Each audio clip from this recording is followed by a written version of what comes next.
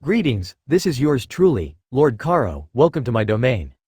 King of the Jungle Izuku. 28 Chapter 1. The job of a hero was once seen as just fiction, but for one Izuku Midoriya the job of being a hero was real. One day out of nowhere a baby was born with the ability to glow, and from that day on people all over the world started to develop unique abilities and superpowers, which were later called quirks. Jumping to the present time, about 80% of the world's population have some type of quirk. With the rise of super-powered individuals, crime rates grew tremendously until the once fictional job became real, the job of a pro-hero. In a little apartment in Japan we see a little green-haired boy sitting in a chair with his mother watching a video of the #1 hero in Japan, All Might saving people with a smile on his face. "Have no fear, citizens. Why? Because I am here," said All Might as he can be seen carrying people to safety from a burning building. "See mommy. All Might is the greatest hero," said a little Izuku to his mother, who just looked at her 3-year-old son with all the happiness a mother can show. "I know, sweetie. He is very strong and brave," said Inko. "Yes he is, and once my quirk comes in I will be a hero just like All Might," said the excited little Izuku. His mother just smiled at her son, but she was worried for her son. She and her husband didn't have the strongest of quirks. She could pull small objects to herself and her husband could breathe fire. She knew that there was the chance that he could develop a combination of their quirks, but sometimes those can be rare, but deep in her heart she knew no matter the quirk her baby had, she knew he would do great things. Time skipped 2 months. Izuku's 4th birthday. It was Izuku's 4th birthday and he and his mother went over to the Bakugos to celebrate, and so Izuku could play with his best friend Kachan. Will the adults talk in the living room? Inko and Bakugo's mother Mitsuki were talking like they used to back when they were friends in high school. They have been friends since then and have been in contact with each other for many years, and they helped each other with problems over the years. Like when Inko had to help Mitsuki calm down when her now husband Masaru Bakugo proposed to her. She was so excited that Inko thought she would burst from happiness, or the time when Mitsuki helped Inko to find a husband. Because at the time Inko was very self-conscious about her body, even though by Mitsuki's standards she was a supermodel. And to help her shy friend she set her up with a guy that was great friends with her husband, a nice man named Hisashi Midoriya, and just as if she planned it they were happily married in no time. As the two mothers talked, Masaru walked into the room with some drinks for the ladies and himself, but Inko noticed that there was an extra cup on the plate, and she didn't know who it was for. The only other person that they would talk to like this was Hisashi, but he was overseas working. Inko's thoughts came to a stop when the doorbell rang to the Bakugo house. Masaru called the boys downstairs before walking over to the door. As little Izuku and Katsuki came downstairs he asked Izuku and his mother to come to the door. The mother and son duo came to the door with Inko holding her son in her arms with a quizzical look on her face. Will Katsuki and his mother stood behind them with questioning looks as well. "Now that it is your 4th birthday Izuku, I thought that you deserve a great big present, and for you Inko a little early birthday present," said Masaru as he opened the door to reveal Hisashi standing there with a big smile on his face.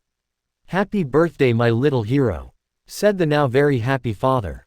In a flash Izuku was running to his dad yelling his name, with Inko not far behind her son. As the two green-haired missiles hit Hisashi they had a big family hug with all of them shedding tears of happiness for seeing each other. "I thought you wouldn't make it and that you had to stay in America for a couple more years," said a very happy Inko.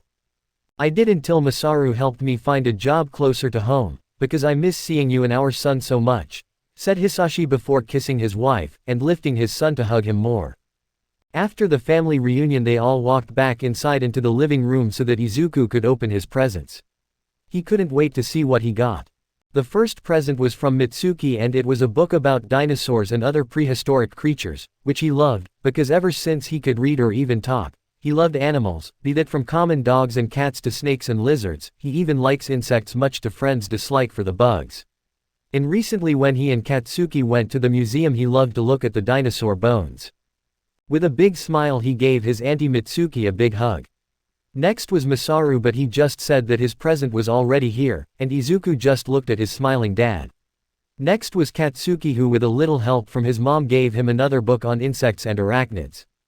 Finally his parents gave him one more book about animals, which he loved to see, and hugged his mother. Then his dad turned to little Izuku and asked, "Do you like the presents that you got?" And little Izuku just smiled the biggest smile he had ever given, but to the unknown knowledge of the people in the room Izuku's quirk began to manifest. Time skipped couple months after Izuku turned 4. Izuku was walking around the playground at school with Bakugo and their other friends, until one of them got the ball they were playing with stuck in a tree. "Oh no, the ball is stuck, now how are we going to play?" asked one of the kids. "Watch out, I will just climb the tree and get it. You guys just wait, none of you are strong enough to make it up there." "But the future #1 hero can," said a very overconfident Bakugo. As this was happening, little Izuku was waiting to see his friend get the ball, but he was also scared because he didn't want his best friend to get hurt.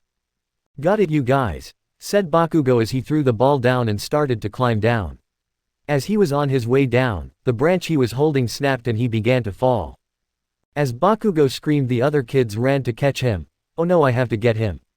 If I don't he could get hurt," thought Izuku as he ran with the other kids.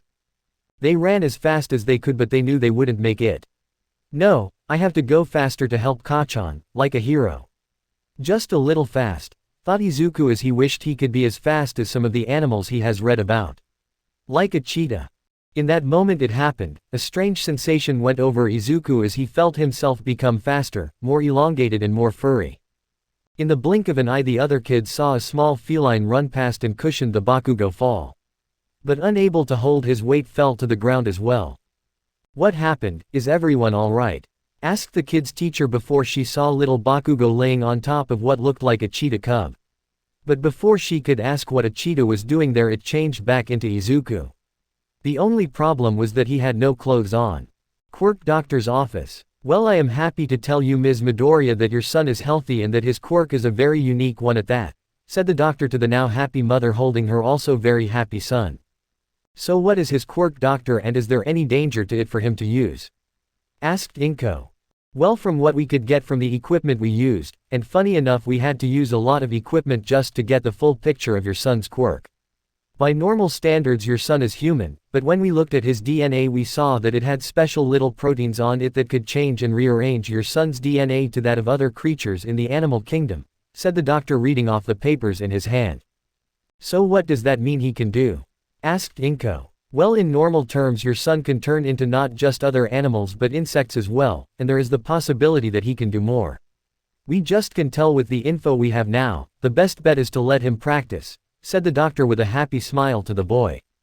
Said boy was about to explode with happiness at hearing about his quirk. "You hear that, mommy? I can be a hero now," said little Izuku a little louder than needed. Inko was about to ask the doctor if he could be a hero with this quirk, but the doctor beat her to the punch. "Yes you can, little one, you have a unique aspect to your quirk that can make you a hero," said the doctor to Izuku. "What do you mean, doctor, by, he has a unique aspect to his quirk? Do you mean he is different from others with this quirk?" asked a confused Inko. "What I mean by it is that, Izuku here can change shape to that of other creatures, but he can also change individual parts of his body instead of his whole body. You see, most people with shape-changing quirks can only change one part of their body or their whole body, not both," explained the doctor. "I understand now. One more question. What are the downsides to his quirk and how can he train it?" asked the worried mother. From her tests, the only downsides to his quirk is that when he changes from it takes a good amount of energy to do and he can only have one change at a time, cause after that he said that it hurt a little, but this might just be because he just got his quirk. The best way to change that is to build up his stamina and for him to get used to having multiple changes at once," said the doctor. "I understand, doctor, thank you for your time," thanked the mother as her and her son left the office. On the way home Inko called her husband to tell him the good news, and to tell Mitsuki about Izuku's quirk. Bakugo house. As Inko and the other adults were talking, Bakugo and Izuku were upstairs talking about their quirks. "That's so cool, Kachan, you can make an explosion out of your hands," said an excited Izuku to Bakugo, who just stood there with a smirk on his face. "I know, but yours is pretty useful as well, who knows, maybe one day you can be my sidekick, when I become the #1 hero," said Bakugo with all the smugness a 4-year-old can have. Izuku was about to just agree with him, when he stopped and thought. "I know Kachan is strong, but I want to be the #1 hero too," and in a rare moment of pride Izuku looked at Bakugo and said, "Or maybe one day you could be my sidekick when I become the #1 hero." With that, Bakugo just looked at Izuku with a weird look before it turned to anger, but then changed one more time to pride. So you want to be the number one hero too? Well then we will just have to see who can get there first, said Bakugo as he reached his hand out to Izuku. Then let the best hero win, said Izuku as he grabbed Bakugo's hand. From that moment on, the two friends would push themselves to see who could become the number one hero. Time skip. Izuku 15 years old, end of middle school. Okay class, it is that time of the year where you have to start thinking about your future and what you want to do. So I have these career sheets for you to fill out, said the teacher before throwing the papers in the air, but I know you all want to be heroes. Exclaimed the teacher as the class exploded with the students showing off their quirks. As each student was showing their quirks, there were two in the back who didn't join them, and one of them was at his limit with the noise. Will all you extras just shut up already? Said an angry Bakugo, as everyone went quiet. Besides, none of you can get into the hero course with your weak-ass quirks. Said Bakugo with pride. Yes, if I am correct, you want to go to UA High, right? Said the teacher with a small smile, knowing that his two best students want to be heroes. Yes, that's right, only the best can get into UA, which is why only me and Deku will get in. Bakugo said as everyone looked at him and the mentioned Izuku with awe. Izuku, a nice young man with short green hair and a rather well-kept body, stood up and put a hand on Bakugo, who he liked to call brother, to calm him down. Kachan, you can tone it down a little. I think they get the idea that we want to be heroes. There is no need to put people down like that, said Izuku, as Bakugo just huffed and sat down, whispering something under his breath about thunder stealing. As class ended and the duo left the class, Izuku was thinking about how things had gone since he got his quirk. How a Bakugo would train and practice with their quirks to get stronger, seeing each other as rivals and eventually brothers in everything but blood. They were always together, though Bakugo would still act like a delinquent. Izuku was always the nice one who would stand up for others. This is just one of the benefits of his father coming back, because when he got back he had got a house that was just across the street from the Bakugos, so that he and Masaru could work with each other easier and so that their wives could have more time together. As the years went on, the boys would train and get stronger and improve their quirks. With Izuku loving quirks and being able to analyze them so easily, it helped Bakugo learn more about his quirk, and Bakugo helped Izuku with his quirk by giving him ideas on how he could use his quirk, which surprised Izuku because he didn't think Bakugo would know so much about animals, but then realized he was just talking about apex predators and scary animals. When it came to the boys' quirks, they probably had some of the best knowledge and control on their quirks compared to others of their age. Bakugo at his age could blast an explosion with the same power as a missile and had some ideas on some super moves, but he wouldn't tell Izuku about them. Izuku, on the other hand, probably had the most variety in his quirk, which Bakugo wouldn't let him forget or let his self-doubt get to. He learned that he could change into almost any creature that had existed in history, from an FLE to a giraffe, and even a T-Rex. Which he made the mistake of changing into when he was talking to his parents about dinosaurs. He also learned that he could change more than just one part of his body instead of his whole body. At the moment he could have 3 different changes at once without any trouble, but anymore and he starts to feel exhausted. He learned this when he was racing Bakugo in the forest when them and their family went on a camping trip. Izuku had changed parts of his body to help him win the race. He had changed his legs into that of a grasshopper to increase his jump strength, his hands into that of an ape so that he could grab and swing from trees easier, and grew a tail to help with balance.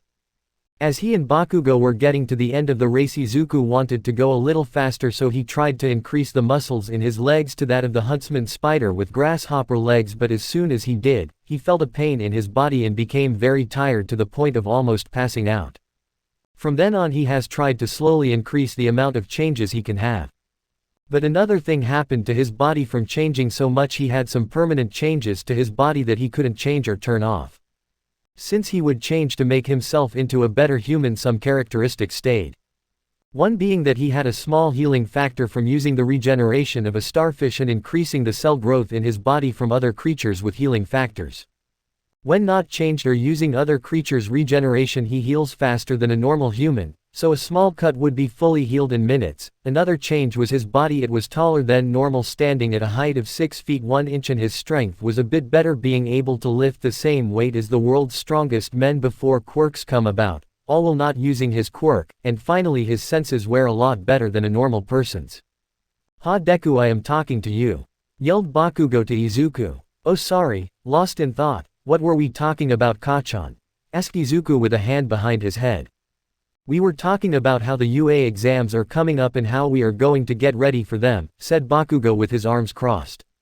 "That's right, so do you still want to train alone so that we can truly see who is the best, or train together like always?" asked Izuku. "I want to train alone, can't let you know all my secrets, can I?" said Bakugo. "I understand, well you can head home without me. I still need to get some stuff from the store," said Izuku as he walked off. 2 hours later, Izuku was walking back home, going a back way to avoid the crowds of people and noise that annoyed him because of his hearing. He also enjoyed the back ways because he could get places faster. As he was walking he heard the sounds of screaming, and someone calling for help, and as soon as he heard it he ran. He arrived at a scene with people all around. There were multiple heroes around and he was trying to get a view on the scene but couldn't until he grew a little protrusion on his hands and feet, which now had no shoes on, that allowed him to climb the building like Spider-Man. When he reached a balcony he looked down and saw a sludge-like creature fighting off the heroes, but to him it looked weird, like it was being pushed apart, until he saw a hand come out. When Izuku knew it had a hostage, he looked and saw it was a girl about his age, and from the looks of it she couldn't breathe. She was trying her best to get the villain off her but to no success.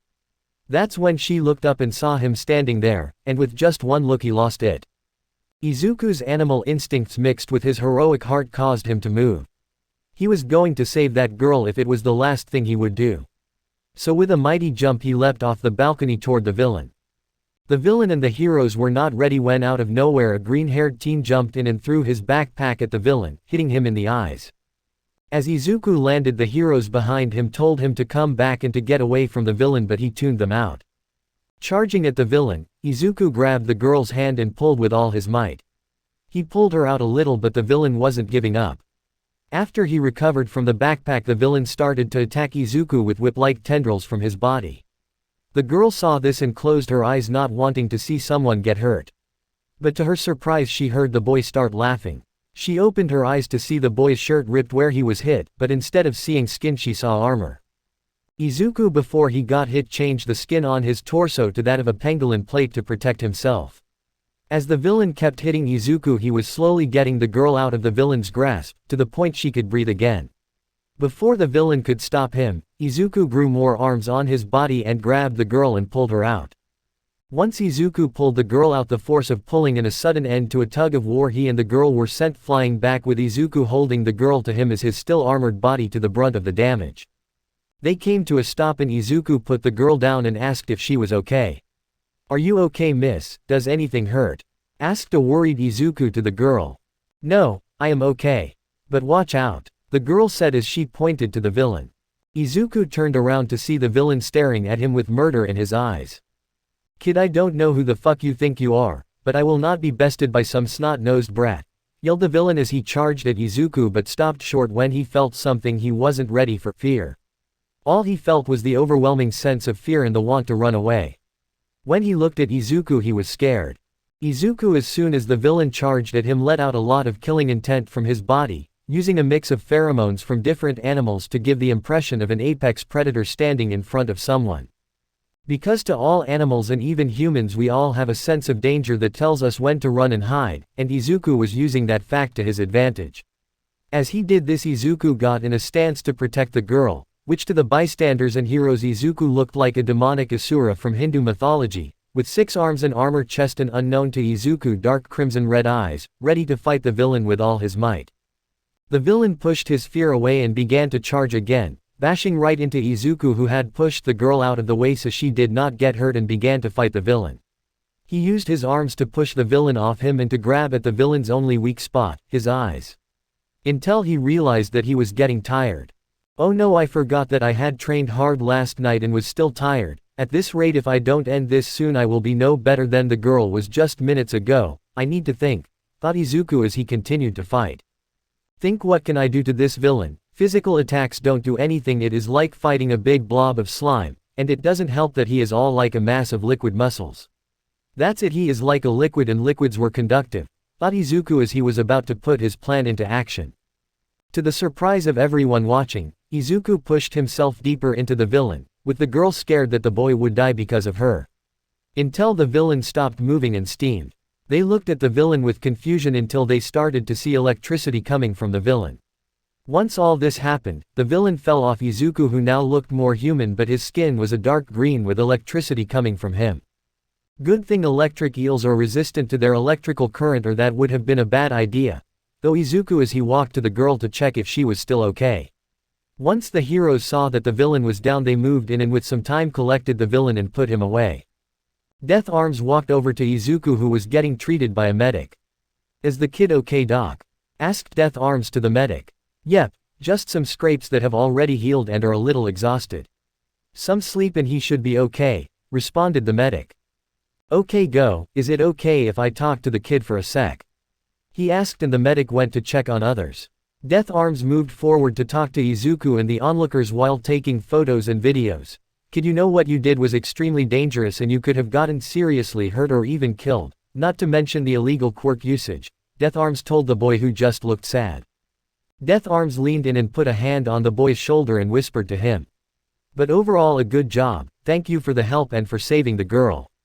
I can see you being a great hero one day.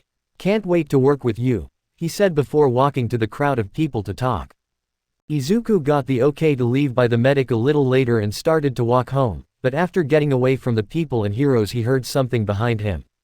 "Hey, you wait," he heard from a female voice in rough Japanese.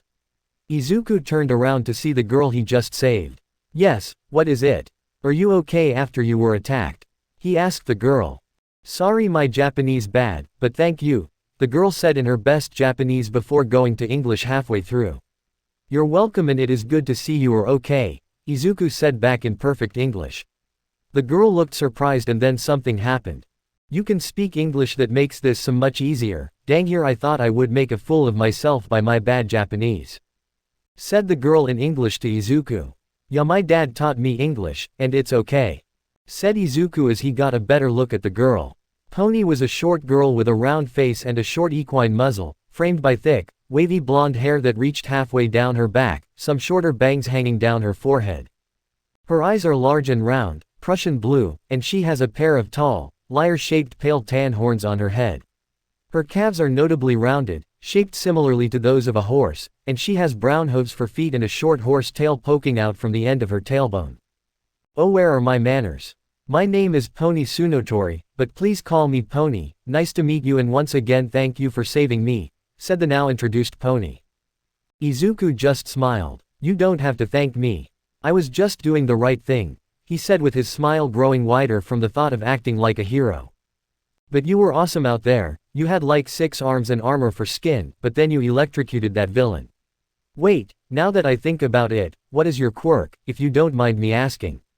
asked Pony. "It's okay. My quirk is called Animal Kingdom. It can be a little confusing, but in short, I have the power of all the animals to have ever walked this earth," exploded Izuku with a big smile, being able to talk about his quirk with someone unknown to Izuku. But when he told Pony about his quirk, the girl got excited, because she loved animals and right in front of her was a walking talking animal encyclopedia.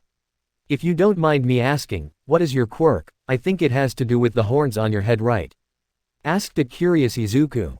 "Yes, you're right. My quirk is called Horn Cannon, and it lets me launch and control my horns at will. I can only control 4 at a time, but it is something," said Pony, not thinking her quirk was as cool as Izuku's. "That's so cool. You could fight people on multiple different fronts, or use them to carry things. How much can they carry? Can you fly with them? Can you shoot more than 4, or is that the limit right now? Are your legs a mutation as well?" Izuku started to mutter like a freak before he was cut off by the sound of laughter.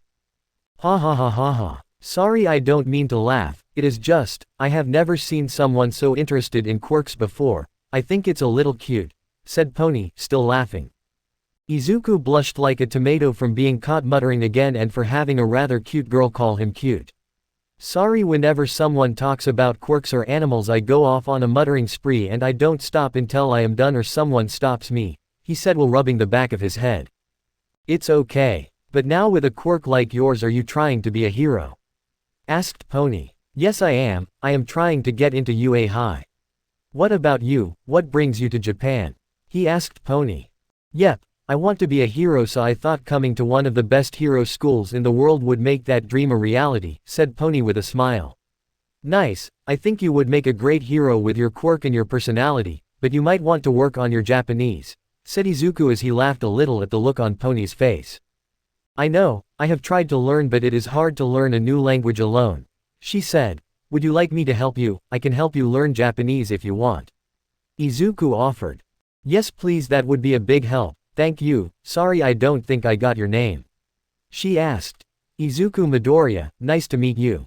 After that they shared numbers with each other and they both walked each other home, or more like Izuku walked Pony to her apartment that she was using when she was going to school in Japan. Once he dropped Pony off, he started walking back home only to stop and feel his phone vibrating in his pocket. When he pulled it out he saw that he had 40 missed calls and 10 unread messages. Mostly from his mother and father with some from his aunt and uncle, but all the messages were from Bakugo.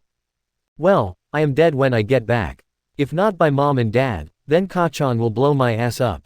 Izuku thought as he went into an alley and started to run back home, climbing and jumping from building to building to get home faster. Few minutes later, Midoriya household. Hey mom, I am Ho. Izuku was cut off when his very overprotective mother tackled and almost hugged him to death.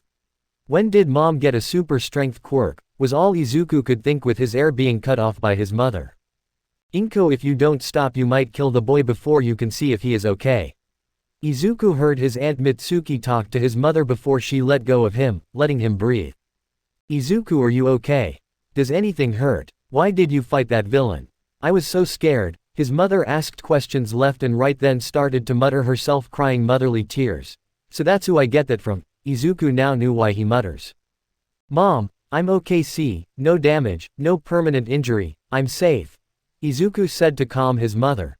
Ya, cause any injury you had healed before you got here, and it's not like that weak-ass villain could break your armor plates so easily. Hell, my explosions have trouble with them sometimes, said Bakugo, now coming out of the house to see him with his father and Izuku's father as well. But what happened to your shirt and pants, and where are your shoes? Asked Inko, who was now a lot calmer. It was at this moment that Izuku realized that he had no shirt or shoes on and his long pants were now more like shorts. Don't you remember, Inko? Your son saved that cute girl from that villain by using his quirk. Good job by the way, brat too, said Mitsuki as she smiled at Izuku. Speaking of that, she was a pretty cute girl, and it did take you a while to get back home after the attack. So what were you up to then? Asked Izuku's father with a sly smile and a raised eyebrow. Izuku though was in his own little world, thinking to himself. Talked and walked with Pony all the way back to her place barely clothed. What does she think now? Oh god, must have looked like an idiot. So her name is Pony and you walked her home. Yep, that's my kid, said Hisashi with a pride-filled smile at his son. Izuku didn't realize that he had said all of that out loud. Now he has a pride-filled father, a happy uncle, a smirking aunt, a happy mother, and a brother with a shit-eating grin on his face, giving Izuku a thumbs up. Couple months later. After Izuku finished explaining himself to his family, he threw himself back into his training. He also started hanging out with Pony to help her learn Japanese and to help her with her quirk, but most of the time they just had fun with each other. On one of the few days that Izuku and Bakugo trained together, Izuku saw a really big problem. Hey Deku, you can't fight to save your life. I mean, most of your attacks are just basic things. So you need to learn how to fight. Bakugo said. Now that Izuku thought about it, his brother wasn't wrong. Most of the time when he fights he just goes off instant and basic attacks he knows. But if that's all he does, then he would not do well in a lot of fights, especially if he fights someone with actual training. You make a good point. Why don't I come train at your dojo? Asked Izuku. No, my dojo and the fighting style they teach is not one that would suit you. My dojo is more rigid and static in their fighting. You need something that moves and is okay for the added limbs of yours. Bakugo replied. Well, I can look and see if I can find one around. But in other news, how has your training been going? I can see that you have gotten better with your quirk. Izuku asked to switch the conversation. Yeah, soon not even you will be able to stand my explosion. Bakugo said with pride. The two brothers continued to spar with each other until it was time for dinner. Next day. Okay, if I am right, the dojo should be around here somewhere. Izuku was looking for a dojo he found online. It wasn't the best dojo, but I did have something he was interested in. It mainly focused on training those with mutation quirks that change the body. While Izuku's quirk is not a mutation, it does still change his body. After a little bit more looking, Izuku finally found the place. Okay, finally, this place was a lot more difficult to find than I thought, Izuku said aloud to himself before walking in. As soon as he entered, he was greeted by the sight of a lot of people training. Some looked normal with no changes to their bodies, but some had some big changes. He saw a man with two tails that looked like scorpion tails, he saw a woman with the body of a snake, and another woman with the lower body of a spider. Cool, is all Izuku could say on the sight. Before he could get too engrossed in the classes, he was brought out of his thoughts by a voice to his side. Hello, my name is Hyo Kendo, and this is my dojo. What can I do for you today? Said a tall orange-haired man. Hi, my name is Izuku Midoriya, and I would like to sign up to train here, Izuku said to the man. Perfect, then you have made the right choice. If you will follow me into my office, we can start the paperwork. Hyo told the boy. As Izuku entered the office, he sat down across from Hyo. The two started talking and doing paperwork. Alright kiddo, we are almost done, just have to get your info so that we can put you in the right class. Are you okay with telling me your info? Hyo asked. No problem sir, what do you need to know? Izuku was ready to get the paper done so he could train.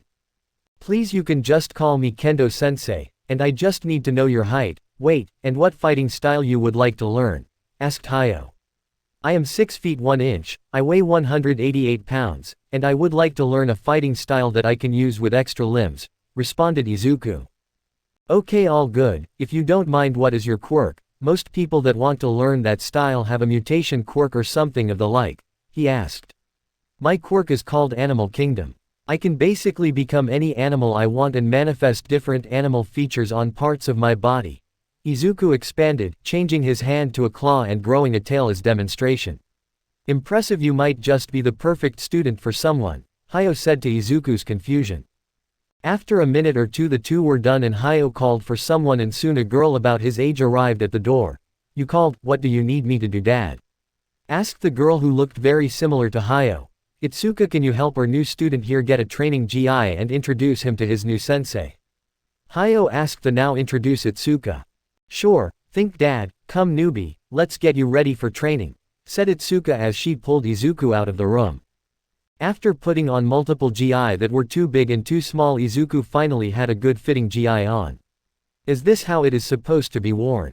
Izuku asked, feeling weird in the GI. Yes and no, these GI are made for people with mutations or transformation quirks, and with you it is weird because you can change to different things rather than just one change, so getting the right GI is hard. But that one should work for you, said Itsuka. Alright, I will take your word for it. Thank you, miss. I think your name was Itsuka, said Izuku. Oh yeah, sorry for not introducing myself, my name is Itsuka Kendo. Nice to meet you, introduced Itsuka. Nice to meet you too, I am Izuku Midoriya, Izuku said to introduce himself. If you don't mind me asking, what made you want to come here and train? Asked Itsuka. No problem at all. I came here to train because I need real fighting skills to help me when I become a hero, Izuku said, smiling.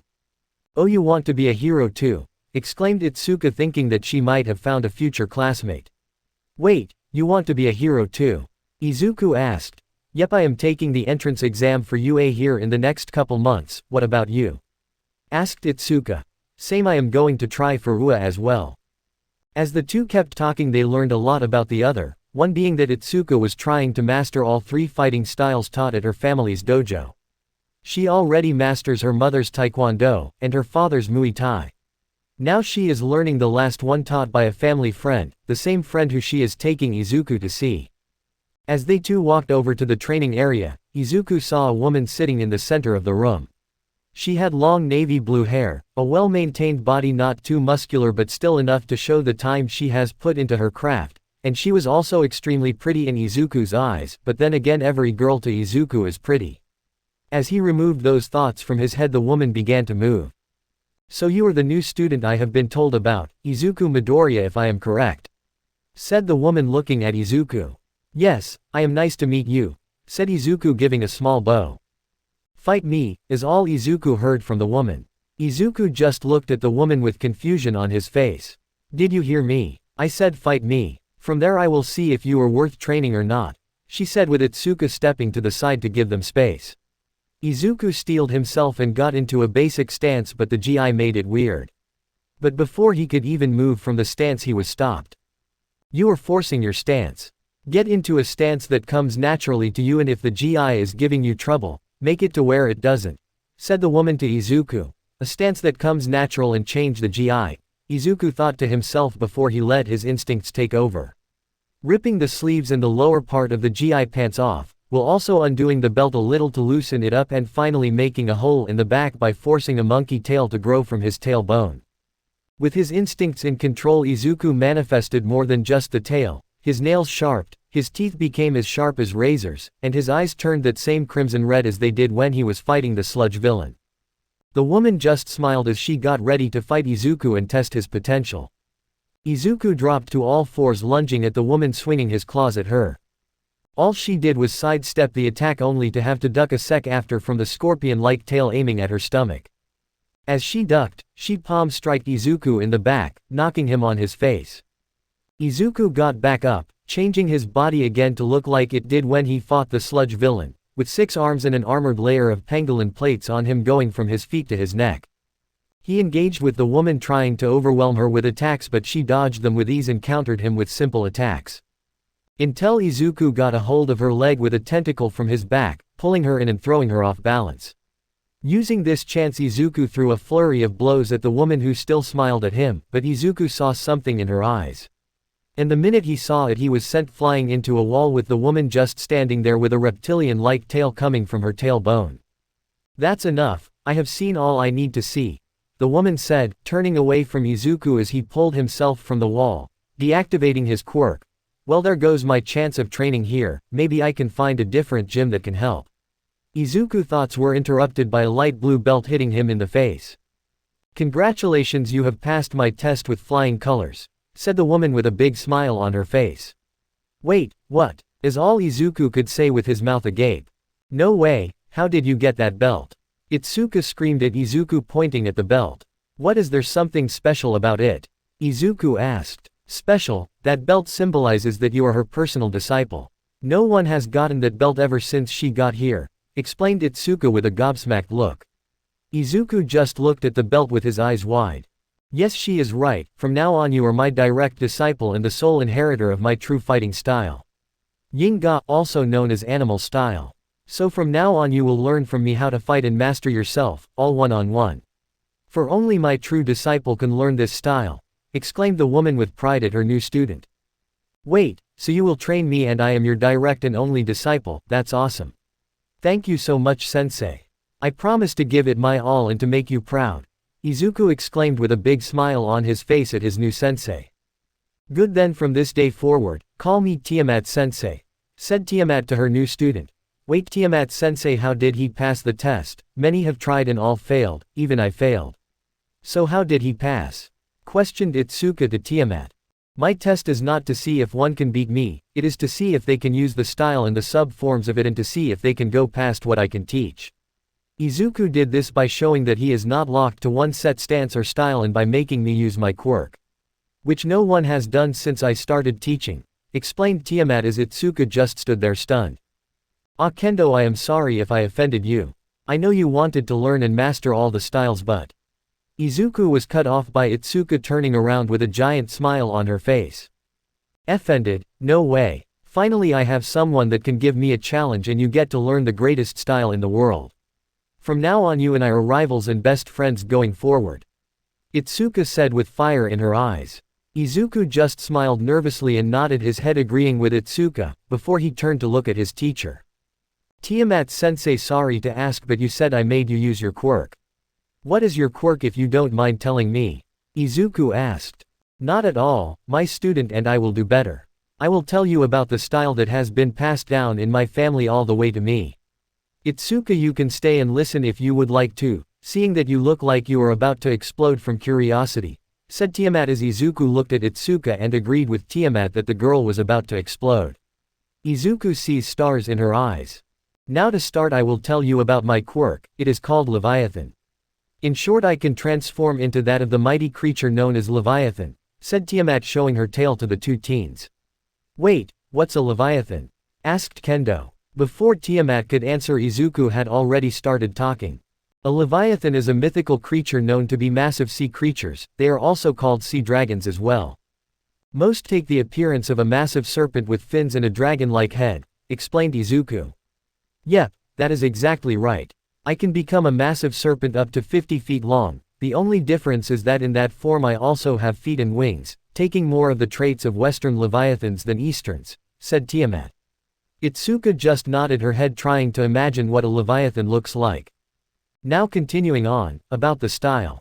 Yin-Ga is a fighting style that has been passed from generation to generation in my family, each person adding to it and changing it to make it the best it can be. You see, in my family we all have transformation quirks that give us the appearance of animals and mythological creatures. Each one of us changes the style to fit our own bodies and abilities. But you can use all of them with your ability to change and adapt to different forms. You learn not just my form but that of my whole family, hence why you are my chosen disciple, said Tiamat as Izuku thought of all the different forms that the style could have, but then he thought of something. Wait, but I can only turn into creatures that actually exist. I wouldn't be able to do some of the stuff your family did. Izuku said with a little sadness in his eyes. Actually you can. Most things based in myth have real-world counterparts. For example, the phoenix can die and come back to life.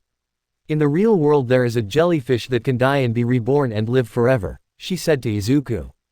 So that means I could use the abilities of the style to their max and past that. Izuku thought out loud as he started to think of all the good he could do with these skills.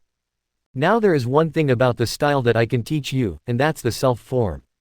It is where the person makes their own unique form of the style to have as their own in the cycle of the fighting style.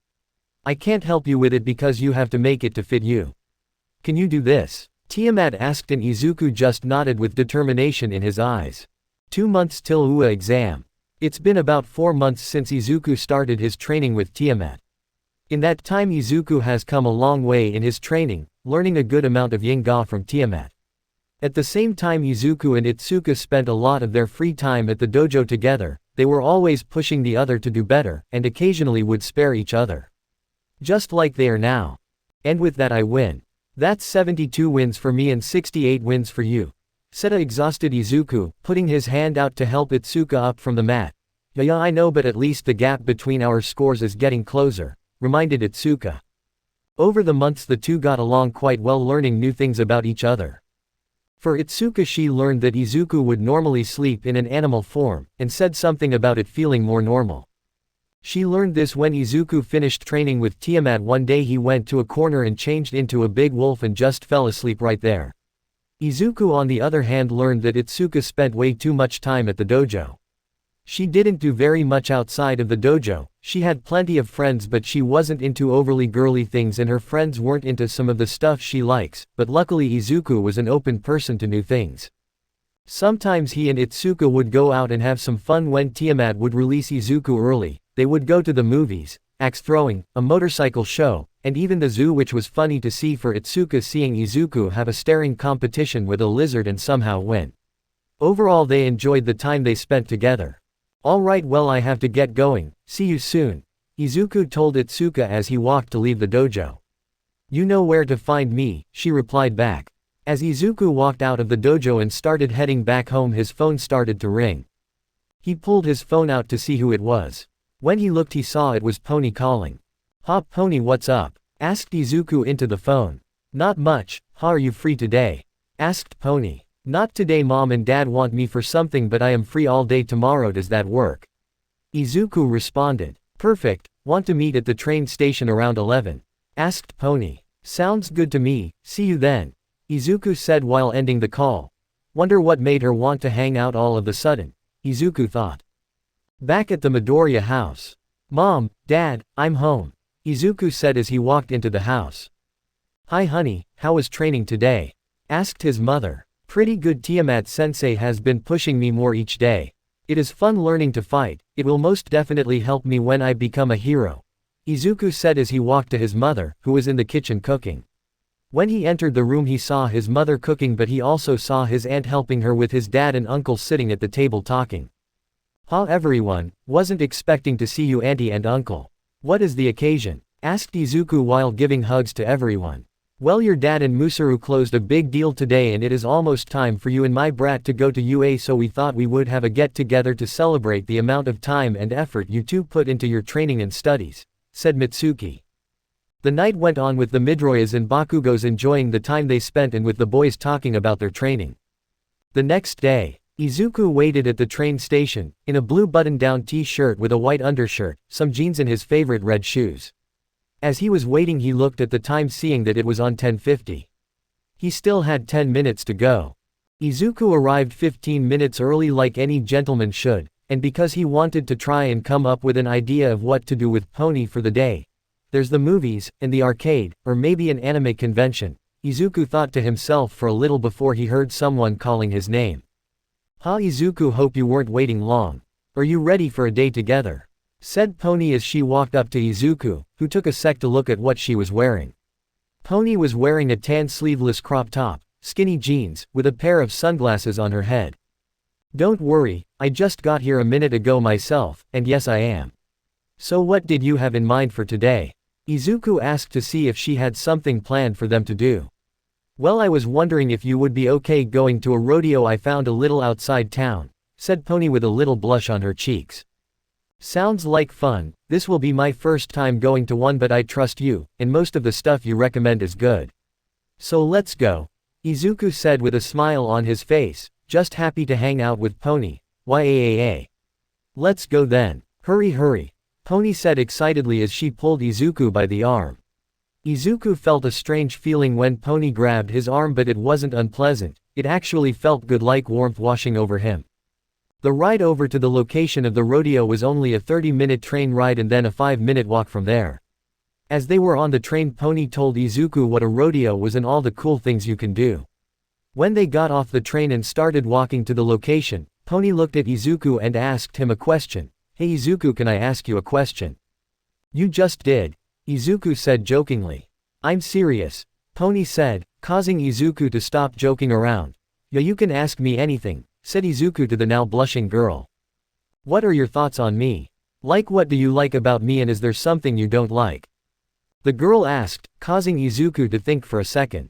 "I mean, what do I think? Well, you are one of my best friends, and as for stuff I like, the list it is too long to even start naming things. But if I had to pick the important ones, it would be that you are always looking to have fun, you always wish to make others happy, and that you don't look at me weird when I mutter from time to time. As for things I don't like, I can't think of any. Why do you ask?" said Izuku to Pony, who had stopped and stepped to the side for a moment. "Well, I asked because I also think of you as the same as my best friend, but I also have the feeling of wanting to see you as more. I mean, you have been the nicest person to me since I got to Japan, you helped me learn Japanese when I struggled with it, you went out of your way to help me with my quirk and to help show me around, all without asking for a single thing. You see, back home, I was made fun of because of my quirk and mutation, and seeing you just accept it and even praise them, well, it really makes me happy and, well. What I am trying to say is..." Pony was becoming a tomato, about to ask her question, only to be stopped by Izuku answering the question before she asked. "Yes," said Izuku. "What, but you don't even know what I was going to ask," said Pony. "Actually I do know, and my answer is still yes, but to make it fair I will ask myself as well," Izuku said. Will walk up to Pony, grabbing her hands and holding them softly on his own. "Will you be my girlfriend, Pony?" asked Izuku, looking Pony in the eyes. Pony was stunned, she was afraid that Izuku would reject her, that he would leave her. But here he was the person she looked to the most and just answered her very important question before she asked it, and asked her the same question without hesitation. With tears of happiness appearing in her eyes, Pony jumped on Izuku and gave him a big kiss on the lips. "So I take that as a yes then?" Izuku asked with a smug look on his face. "Yes, you dummy. Yes, I will be your girlfriend," Pony replied with a large smile on her face. Izuku just smiled and picked Pony up in his arms and spinning her around with her, just laughing and smiling. "So I assume this would be a first date then, if I'm not wrong?" asked Izuku with a raised eyebrow. "Only if you want it to be," Pony said, smirking at Izuku. With that, the two grabbed each other's hand and walked to the rodeo to enjoy their first date. With Izuku getting that warm feeling again, but stronger this time, and the overwhelming urge to protect Pony at any cost. Which just made him smile, given he would protect her either way. The two teens enjoyed that date. Izuku tried American food and some of the cowboy-themed games, winning Pony with an old Western-style sheriff's badge pillow that read "Protector of your comfort." All while Pony showed her skills in most of the games she and Izuku did together. They both tried the robo-bull ride to see who could last longer, with Izuku having to stick himself to the bull like a spider just to try and beat Pony. It would have worked if Pony didn't see him cheating and called him out on it, causing him to forfeit the win to her. "I had fun today. Do you?" Izuku asked the girl to his right. "Yeah, it has been a great day so far. But hey, before we go, let's see the bull show first, then we can head back to town," Pony suggested. "Works for me," Izuku said, heading towards where the bull show was.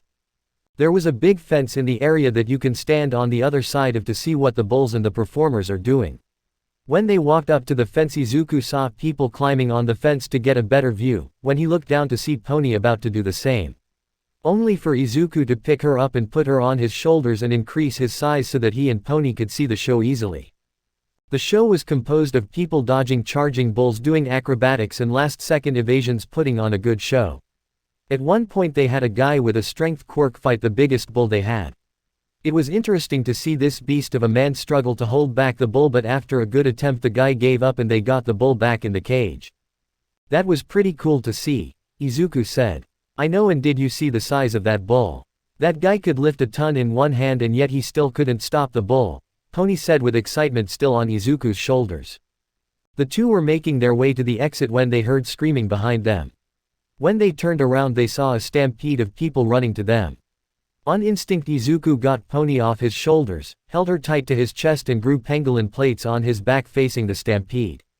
People kept running past and over Izuku and Pony, with Izuku protecting Pony until the strength quirk guy shoved Izuku out of the way. Once Izuku got up he looked around for Pony to make sure she was okay. After looking for a sec he found her against a tree but with a face of fear.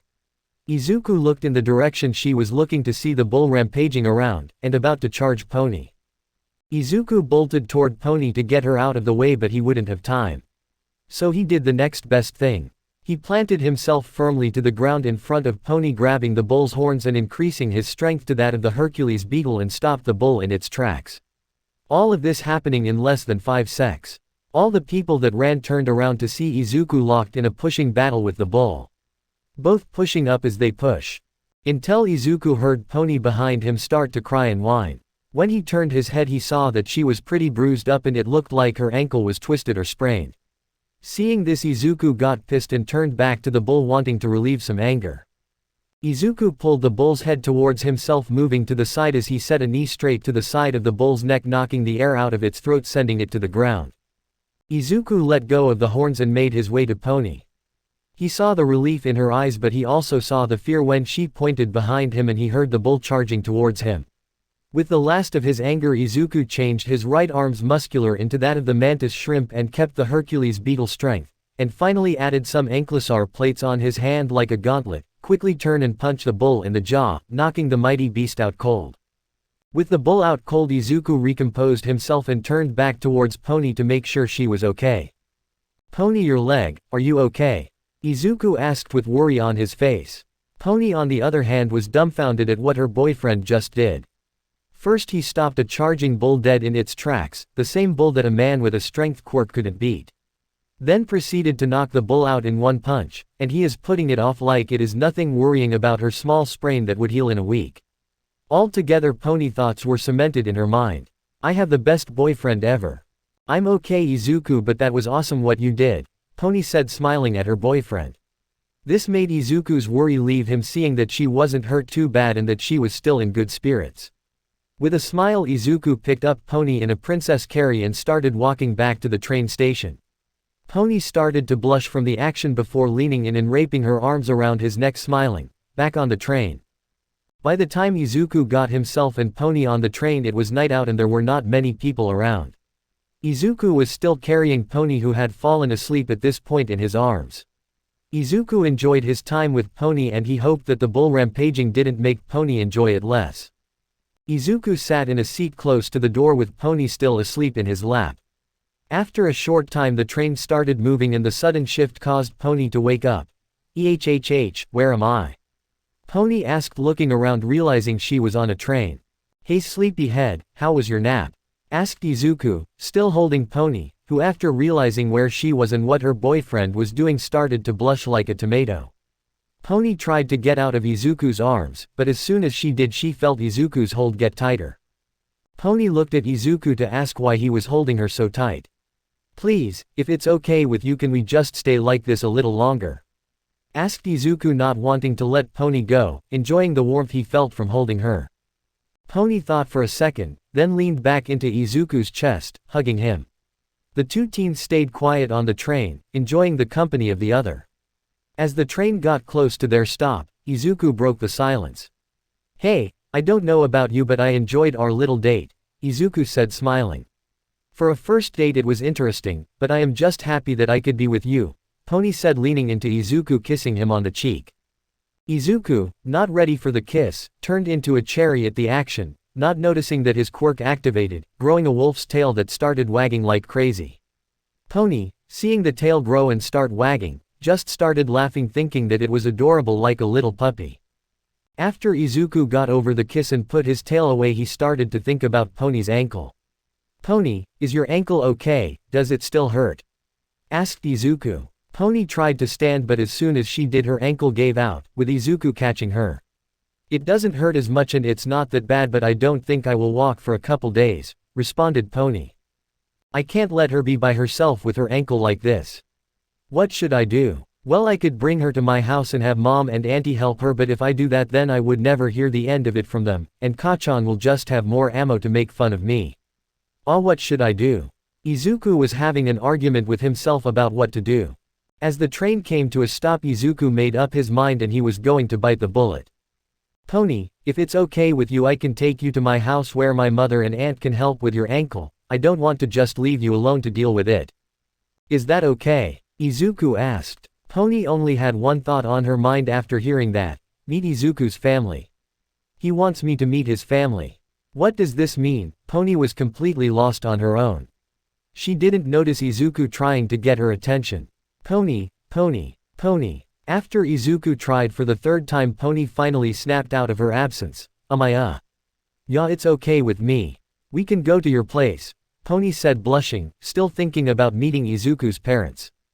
With that settled, Izuku picked Pony up again and started walking to his house. As the two teens walked through the nightlife town, with people having good times and hanging with friends and family.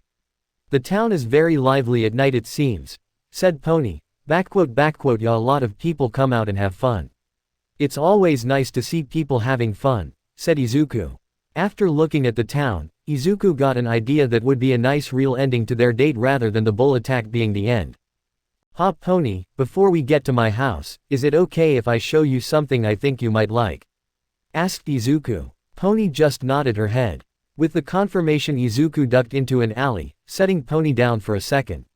Izuku took his top shirt off before ripping holes in the back of his undershirt.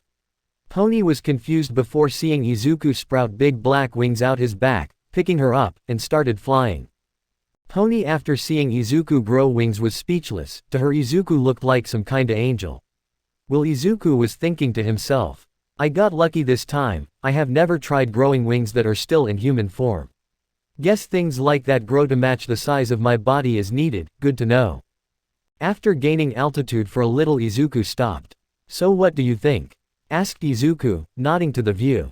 When Pony looked, she saw that they were hovering high enough to see all of their town and then some. She saw the buildings all lit up with lights and the moon high in the sky gave the view even more beauty. In short, she was captivated by the view. After spending a little time hovering, Izuku started flying the rest of the way home. Once he started moving, Pony held onto Izuku tight, the fear of falling finally hitting her. Izuku felt this and tightened his hold on her, and started growing a tail like a snake that wrapped around her for more security. A few minutes later, little Izuku saw his house, and to his surprise, Bakugo was standing outside his house with his parents and Izuku's parents. Oh no, this can't be good, Izuku thought to himself. As he was coming in for a landing, everyone heard his wings and stepped back for him to have a better landing zone.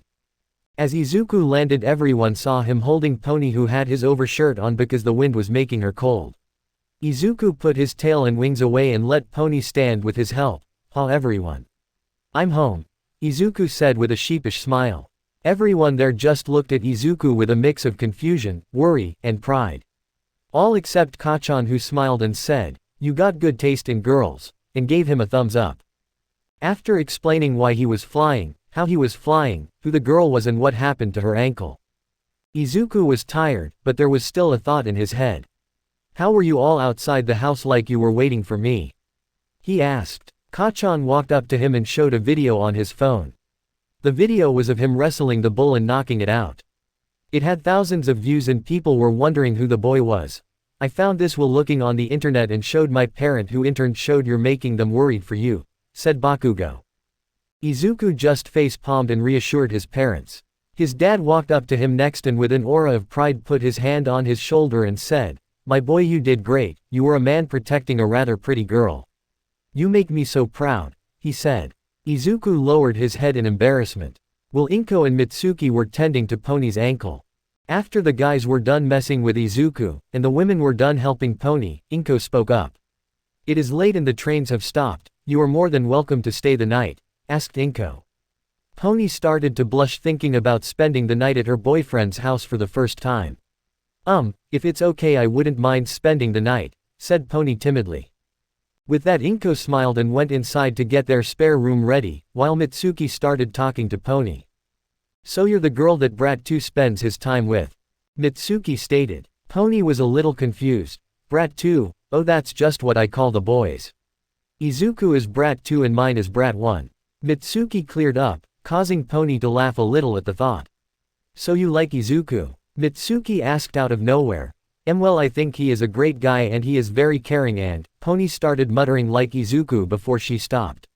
"So who asked who first?" asked Mitsuki, confusing the girl. "What do you mean? Don't act dumb, I know you and Izuku are boyfriend and girlfriend," replied Mitsuki. "How did you know?" asked a surprised Pony. 1. He carried you in his arms very protectively. 2. I can see the lipstick marks on his lips from your lipstick.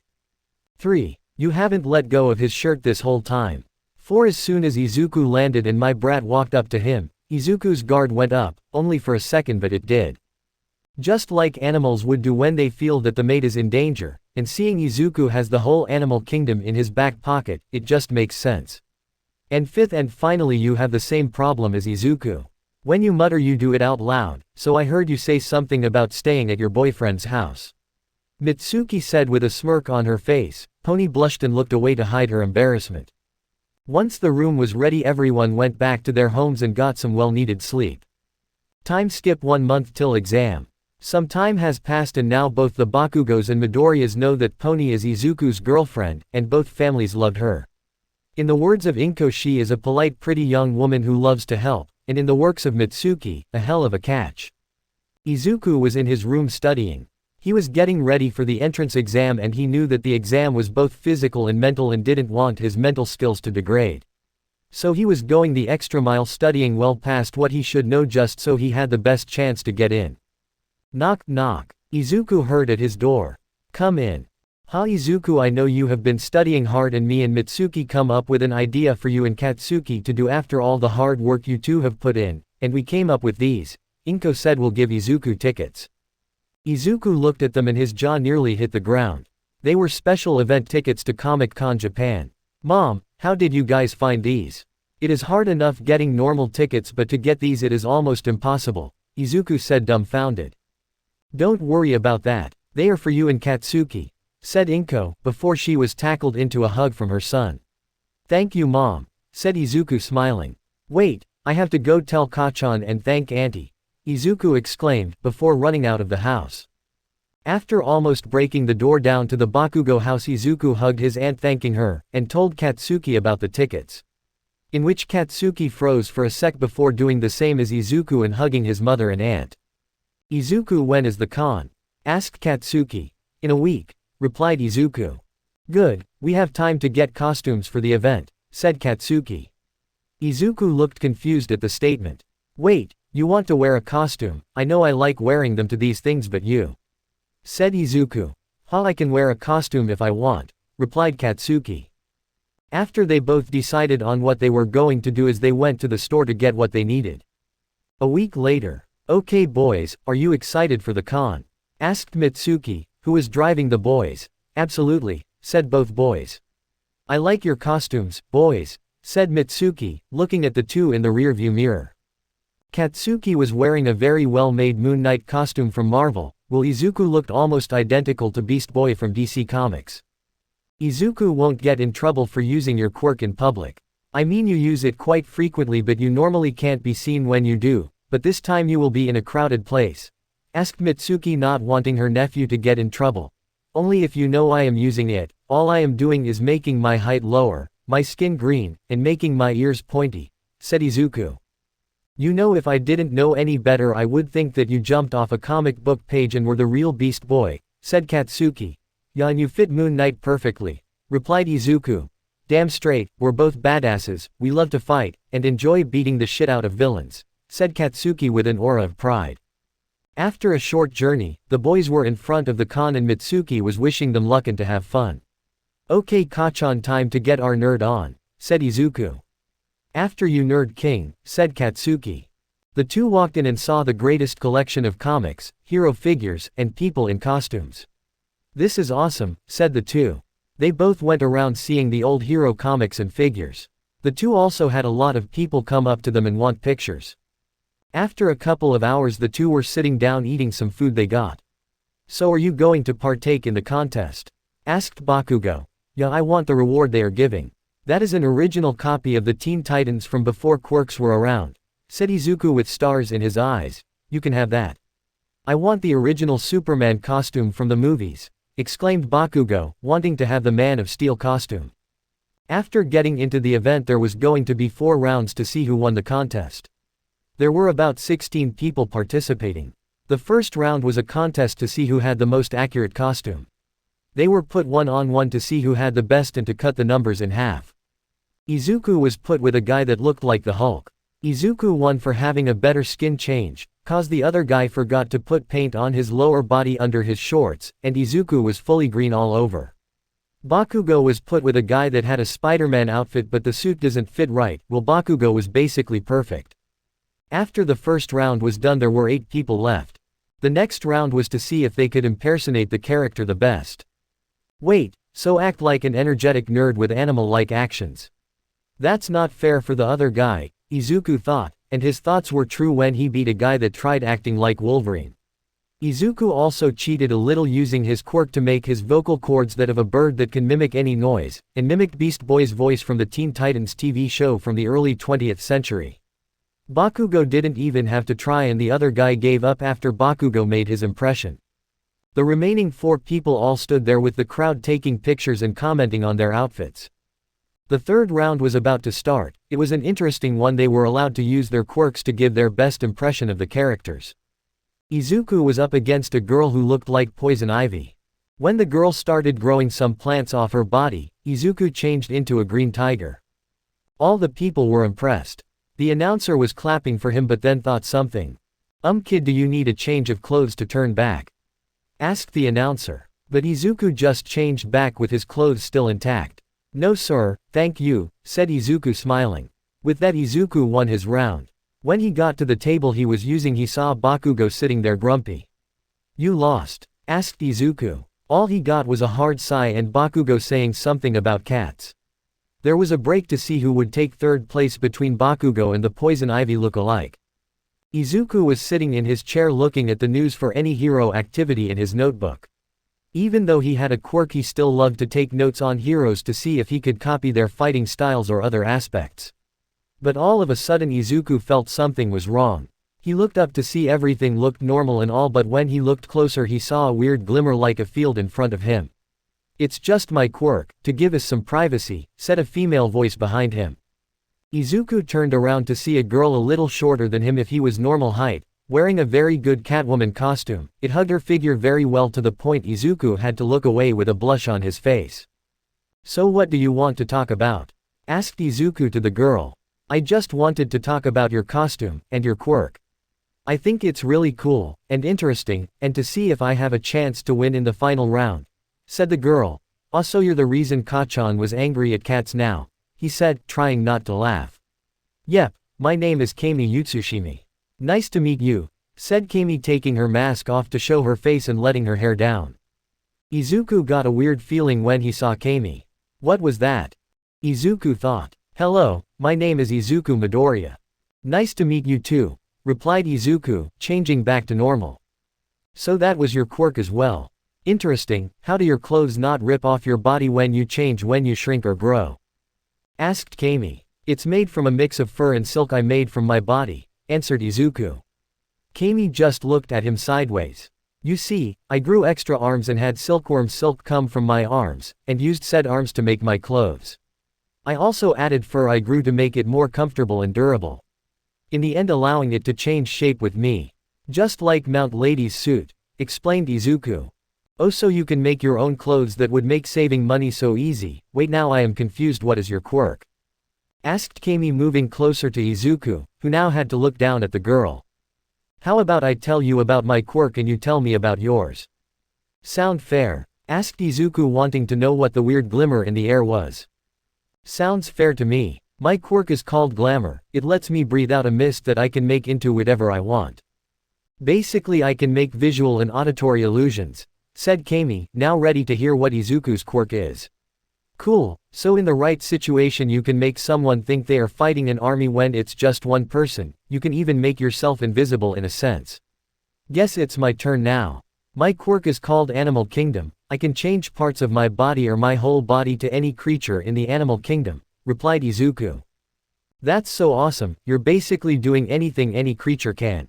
That's a really strong quirk, all things considered, well mine can't do too much unless I catch someone off guard.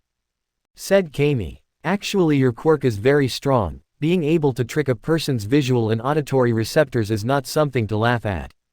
Think of it like this. You can make a person think they are hearing things that aren't there, and if you do it right people wouldn't be able to tell if they are in illusion or real life even if they know your quirk. You could make it look like you were in one place when really you were somewhere else, and if you can make the auditory illusions loud enough you can throw someone off their game cause of the noise. Explained Izuku, with Kami's mouth agape.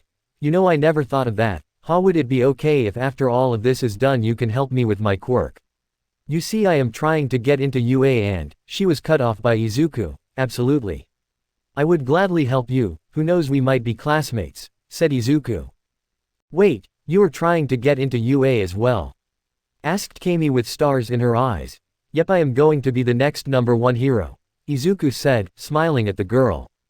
After hearing that from the guy in front of her, Kami started rocketing off questions.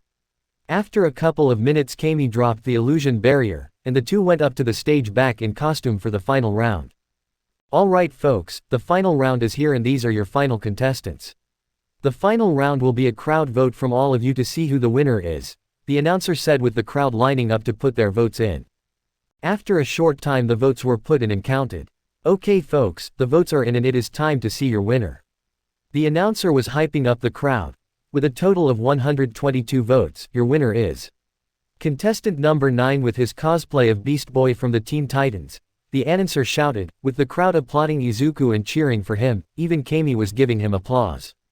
Izuku just smiled happily. After the people stopped cheering, and the announcer gave Izuku his first place prize, he started walking over to Bakugo who looked grumpy. Let me guess, not third place. He just huffed and looked away. So Moon Knight loses to Poison Ivy, said Izuku. Fuck off, said Bakugo as he got up. Where are you off to? Asked Izuku. There is a weapons showcase and I want to see if there are any good ones I could get, replied Bakugo as he walked off. I will never understand why he likes weapons so much, thought Izuku before he heard someone call his name behind him. It was Kami walking to him. Hey, congrats on winning, said Kami. Thank you, you did good with your cosplay as well, said Izuku. I also came here to give you my number. Never gave it to you earlier, how else can I get help with my quirk and to talk to someone about comics, said Kami, pulling her phone out of her costume. Izuku didn't want to think about how her phone was inside her skin-tight suit. Wait, talk about comics? Asked Izuku, confused. Well, I thought it would be nice to talk to someone who likes comics and enjoys cosplaying, and it does help you be rather attractive, said Kami, thinking that last part to herself. After giving Kami his phone number, Kami asked if he would like to look around together and talk. Izuku agreed and they spent the better part of about 2 hours talking and looking at different stuff. While they were talking, Izuku learned that Kami enjoyed teasing people, and he just so happened to be the target of the teasing. She would comment on how a lot of girls wanted to take a picture with him and how he would look away when some women in rather exposing cosplay would walk past, which isn't saying much for Kami given she is in a skin-tight suit. After they were done looking around, Izuku checked his phone, thinking Kachan would be looking for him, only to find he had a message from Kachan. "Ha got in a little trouble over a weapon I wanted and had to leave. And before you ask, no, I didn't kill anyone, yes, I got in a fight, yes, I won the fight, and I got the sword. So don't wait for me.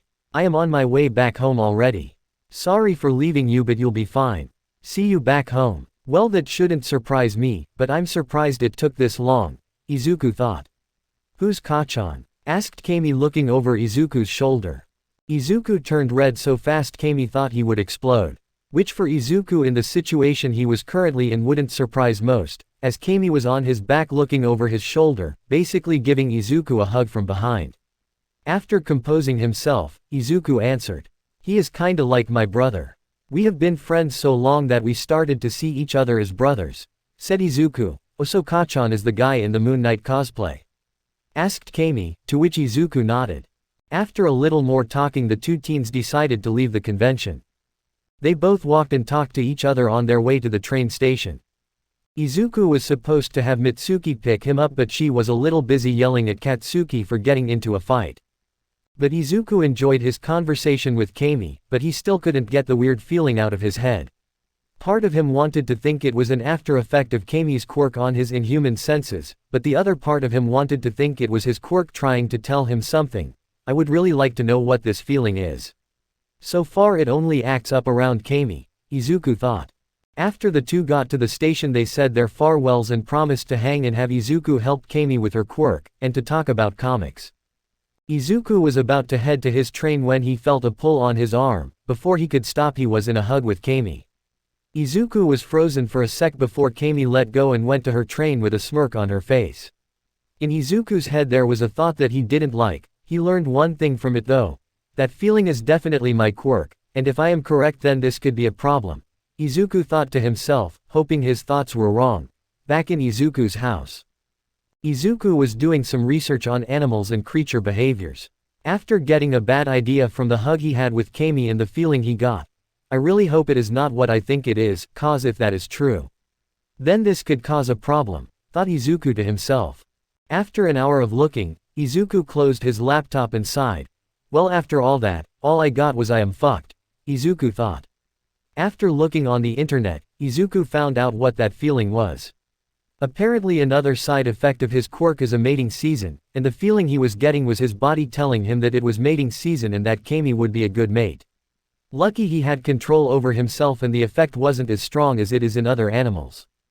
So now I have to deal with the mating season, this should be fun, Izuku thought with sarcasm.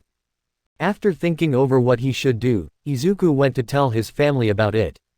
The reactions ranged from his parents being understanding, his uncle trying to give him advice, and his aunt and his brother rolling on the ground laughing. After telling his family and having them understand what it means, Izuku went to his room and went to sleep to get ready for the next day to start his training back up for the entrance exam. Time skip. Entrance exam day. As Izuku woke up, he looked over at his clock to see it was at 7 a.m. The exam doesn't start till 9:30 am, so I have some time to get ready, Izuku thought to himself. As he got to his feet and got himself ready for the day. Luckily it only took him about 30 minutes to get ready, and started eating breakfast with his family. Today is the big day, do you have what you need? Do you need anything? Do you? Inko was cut off when Izuku gave her a hug to calm her down. Honey, my son is going to be okay. He is a good kid, with a kind heart and a smart head on his shoulders, said Hisashi, reassuring Inko, who let her son go and waved him good luck on the exam. As Izuku walked to see Kachan, he saw his aunt and uncle standing in front of their house. Ha, Brat 2, Brat 1 already went to the school to get an early start. I will say the same thing to you as I did to him. Don't worry about anything, you will become a great hero and you will do great things. Good luck, said Mitsuki as she pushed Izuku to start walking. After walking away from his home, Izuku looked at his phone to check the time, and he saw he had plenty of time. With that knowledge in mind he decided to make a little detour. He thought it would be nice to talk to his sensei one more time before the exam. Over time Izuku started to see his sensei as part of his family, given that his sensei had come over and had dinner once or twice. His sensei could be mean and aggressive at times, but as time passed Izuku noticed that his sensei would become overprotective at times and noticed that she treated him a little better than others. After talking to his sensei he learned that her quirk also gives her the instincts of the Leviathan, which were very similar to that of a dragon. Meaning that she is very protective of what is hers, and when she makes a connection with someone it is like they are family. Being her disciple, and spending so much time with her, it made it like they were family. In her opinion it is like a mother-to-son bond. Once he entered the dojo, Izuku was given a hug by a rather strong person. When Izuku looked he saw it was Hayo Kendo. "There he is, our greatest student," said Hayo. "Dear, please put the boy down, we don't need him injured before his exam," said the feminine voice of Kimi Kendo. After being put down and given a chance to breathe, Kimi walked up to the boy. "So what are you doing here? I thought that the exams were today," asked Kimi. "They are, but I wanted to stop by and have one more talk with Tiamat-sensei before the exam," said Izuku. Looking around to see if he could see his sensei. Only to sense someone behind him.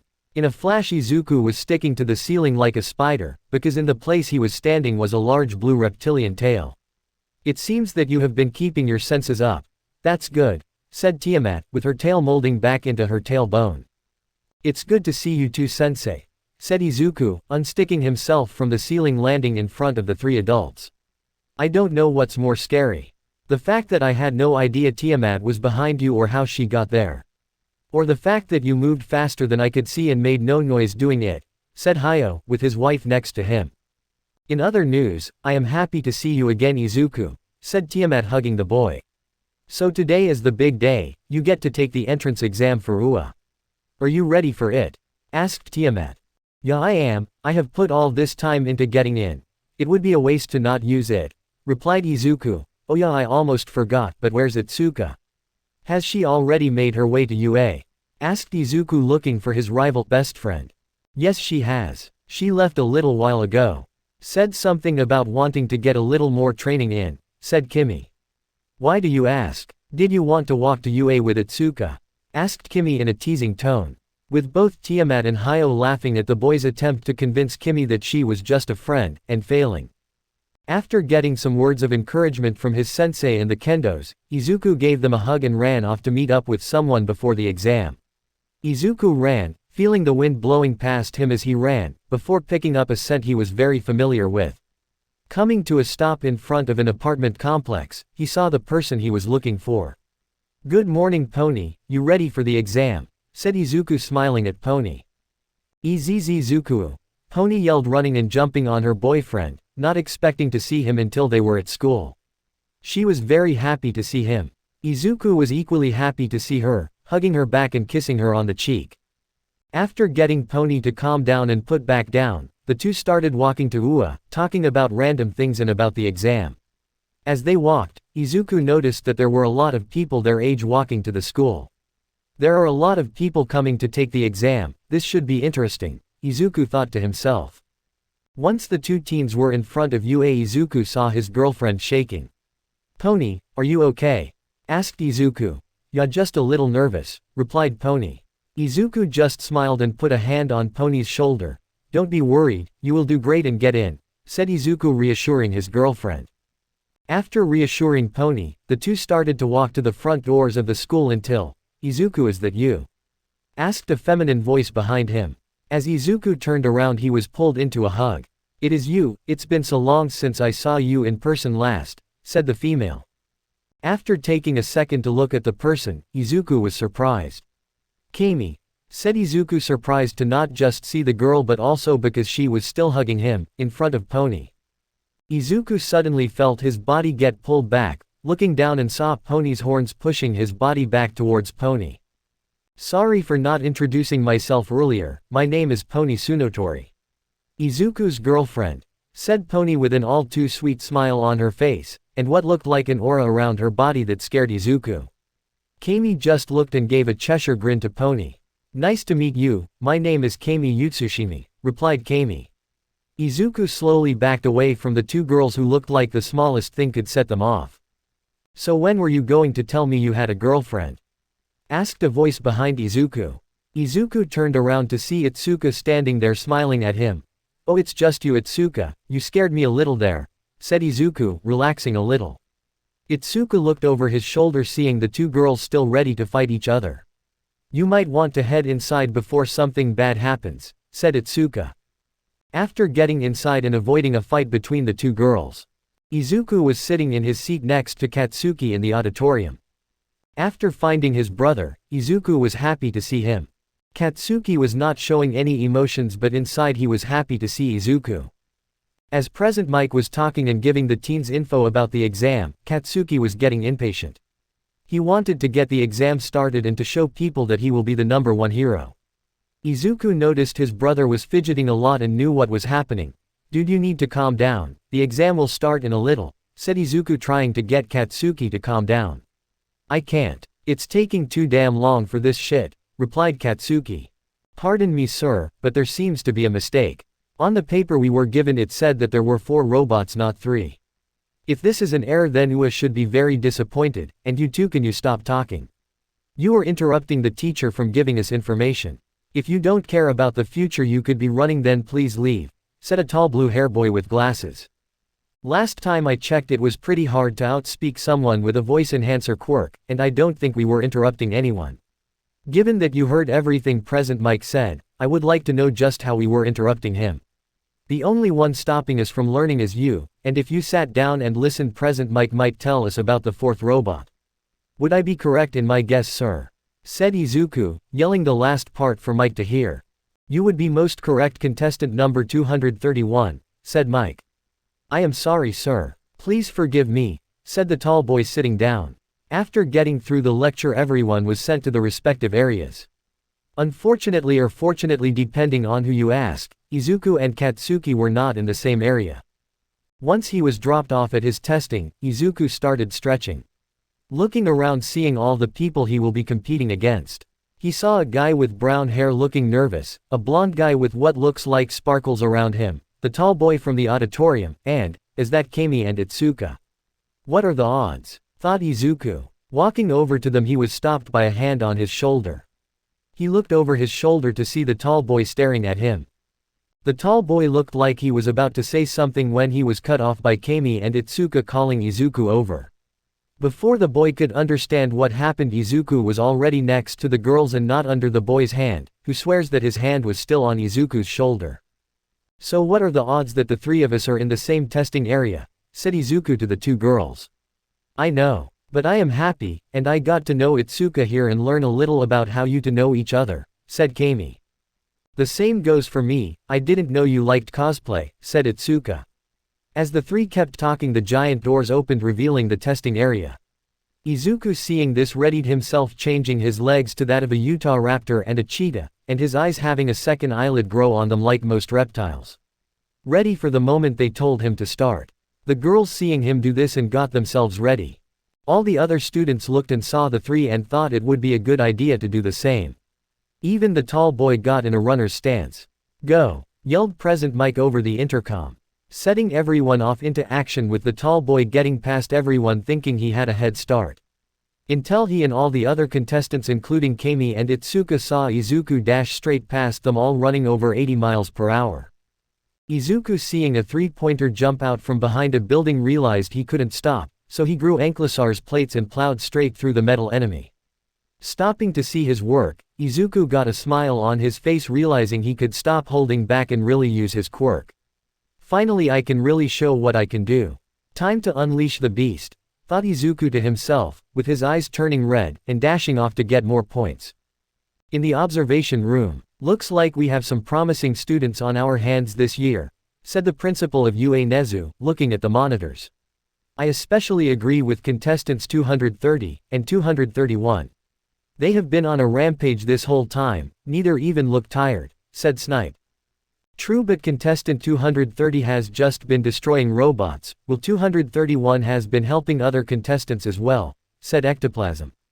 I am a little curious about 231's quirk. At first I thought he had a reptilian quirk, but then he grew rabbit ears and claws. He could even climb on vertical surfaces like a spider, and grow a scorpion's tail. What is this kid's quirk? Asked Vlad King. All the teachers wanted to know the kid's quirk, cause it looked to be a strong one. Even a skeletal man in the corner looked at the boy, seeing the powerful quirk, but also the heroic heart he has with saving people. Nezu opened the file they had on Izuku. Let's see, he's called Izuku Midoriya. His quirk is called Animal Kingdom. Lets the user turn the whole body or individual parts of their body to that of any creature in the animal kingdom, past or present, said Nezu, shocking the teachers at the boy's quirk. With a quirk like that, he basically has the abilities of every person with an animal quirk, and he can even mix different creatures' abilities together, said Snipe. After hearing this, a homeless-looking man looked closer at Izuku. Looks like I already found a problem child, but at least he looks to have a good head on his shoulders, thought the man. Looks like it's time to pull the final boss of this test, said Nezu, pushing a big red button on the table, causing a massive event to happen in every test area. Back in Izuku's test area, Izuku just finished off another one-pointer by ripping its head off with his clawed hands. Alright, that's another one down, I should be at about 80 points or so. Izuku said to himself. Before he could dash off, he felt the ground shake, and he heard people screaming. He turned a corner to see people running from a giant robot. He smiled, seeing a real challenge, readying himself to charge, when he heard something. It sounded like a girl crying for help. Looking down close to the feet of the robot, Izuku saw a girl with brown hair stuck under some rubble with Itsuka and Kami trying to get her out. Izuku saw the robot approaching them and saw that they couldn't get the girl out of the rubble. An image of his friends and the girl getting crushed appeared in his head, and after seeing that, something clicked in his head. He dashed straight to them faster than he did at the start of the test. Come on, we need to get her out. Hurry! Yelled Itsuka, trying to get the girl out. Her and Kami tried their best to get the girl out. But before they knew it, the robot blocked out the sun over them and was about to crush them. They grabbed each other and the girl embraced for the robot to crush them.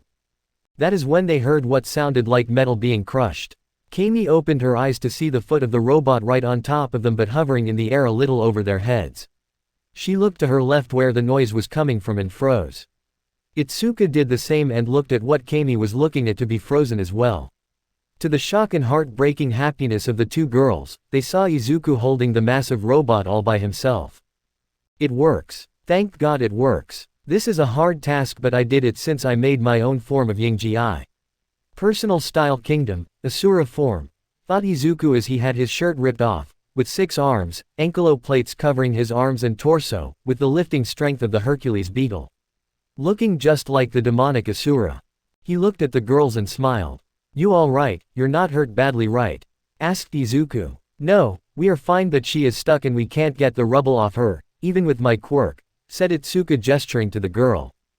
Izuku looked at the girl and saw the rubble. Don't worry, we will get you out of here, said Izuku, reassuring the girl.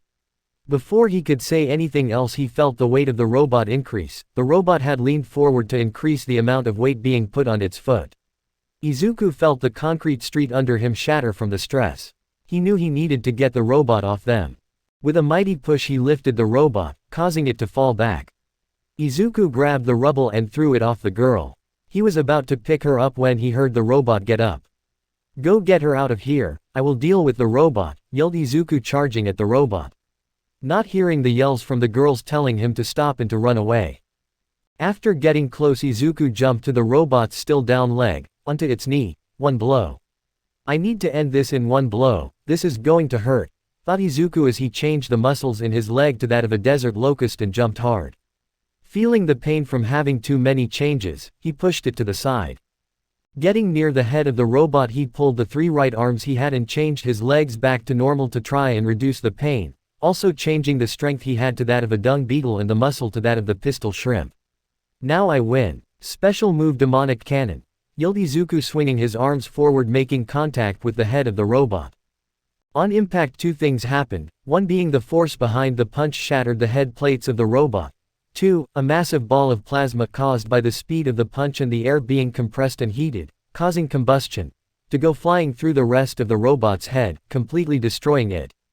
That's it. The test is over, yelled Present Mike, as Izuku landed and turned back to normal. Looking at his handiwork, only to feel his body in pain. His legs gave out on him and he started to fall back. He would have hit the ground if it wasn't for a pair of arms catching him from behind, hugging the boy for dear life. Izuku slowly turned his head to look at the person who caught him, only to see orange hair. Seeing the hair, he laughed a little with a smile on his face as he relaxed in Itsuka's arms. "Ya know, other than the pain from that. It was pretty cool, right?" Izuku asked jokingly to break the tension. "Yeah, just next time don't give me a heart attack." "Will ya?" said Itsuka using one of her hands to bop him on the head, causing Izuku to start laughing harder and sooner as well. As the two teens were laughing, Kami walked over helping the brown-haired girl walk. "You're crazy, you know that right?" said Kami with a smile on her face. The brown-haired girl just looked at them a little weird. "Yeah, and you try to hold a giant robot's foot up by yourself to save 3 people," said Izuku, giving Kami the side eye. "Yeah, no, that's all you. Either way we are safe and you saved us," said Kami, as she stopped next to the two. "Speaking of, are you okay? Your leg looked pretty bad back there," asked Izuku to the brown-haired girl. "I'm okay, and my leg should be fine. It looks worse than it is. Thank you for saving me, all of you. I'm Ochako Uraraka by the way," said Ochako, smiling at the boy. "Good to hear, and you're welcome. Name's Izuku Midoriya, and that's Kami Utsushimi, and Itsuka Kendo," replied Izuku. As the teens were introducing themselves, a little old lady was going around healing the other test takers. "Now my dear, your leg looks like it hurts. Let me fix that," said the old lady, kissing Ochako's leg, causing the wound to heal right in front of the teens. "Oh, it's the youthful heroine, Recovery Girl," said Izuku. "Yep, I am here to make sure none of you kiddos get too hurt while taking the test," said Recovery Girl, as she made her way to the others. "Are any of you hurt and need my help?" asked Recovery Girl. Izuku looked over to see if he had any injuries. "I don't know about the others, but I am all good. I just need to give my healing factor a little time to heal me up and I should be good," said Izuku, surprising Recovery Girl. She looked closer and saw that his injuries were slowly healing themselves. "Looks like my help is not needed here, the exit is down this road and to the right. You are free to go home, the test is over," said Recovery Girl as she pointed down the street and started walking to the next person in need of help. At the front gate. As Izuku was walking to the front gates with Itsuka and Kami following him, Izuku saw Katsuki standing at the gates talking with Pony. Well, at least he isn't yelling at her, thought Izuku. As the three walked to the gate, Pony and Katsuki saw them and made their way to meet them halfway. While Katsuki walked, Pony made a mad dash to Izuku before glomping him in a hug. Katsuki just smiled at his brother, but he also saw a weird look on Itsuka and Kami's faces. "Dang bro, apparently you got game," thought Katsuki. "Yes, it's good to see you too. So how was your guys' test?" asked Izuku, still holding Pony. "Huh, those metal bastards didn't stand a chance against me, I was racking up points like crazy." "Oh, and your girlfriend did pretty good as well," said Katsuki, making Izuku smile, hearing that 2 people he cares about did so well in the test. After hearing that, Izuku and the others talked for a little while before going back home. Couple days later, Izuku was talking to Katsuki in his room about his hero costume when, Izuku. "It's here. Your letter from UA," yelled Izuku's mom as she busted through the door. Izuku froze for a second before dashing and grabbing the letter. Izuku asked to be alone for a moment to see the letter first. Everyone agreed and they waited downstairs and Katsuki ran to his house to see if he got his letter. As Izuku closed his door, he grabbed his letter and went to his desk and sat down. Looking at the letter, Izuku grew a claw on one finger and opened the letter. Tilting it over, a small disc fell out. As the device landed, a light turned on and a projection played, showing someone Izuku wasn't expecting to see. "Is that," thought Izuku. "Hello there, young Midoriya, it is I. All Might. Now you might be wondering why I am here. Well, starting this new semester I will be a teacher here at UA, said All Might. Wait, All Might is going to be a teacher at UA. That's crazy, said Izuku out loud in surprise. Now let's get to the main purpose of this recording. Your results from the test. Starting with the written test, you scored a 97%, tying for the third highest score, said All Might. Oh good, I passed the written test. That was one of the hardest tests I have ever taken, thought Izuku.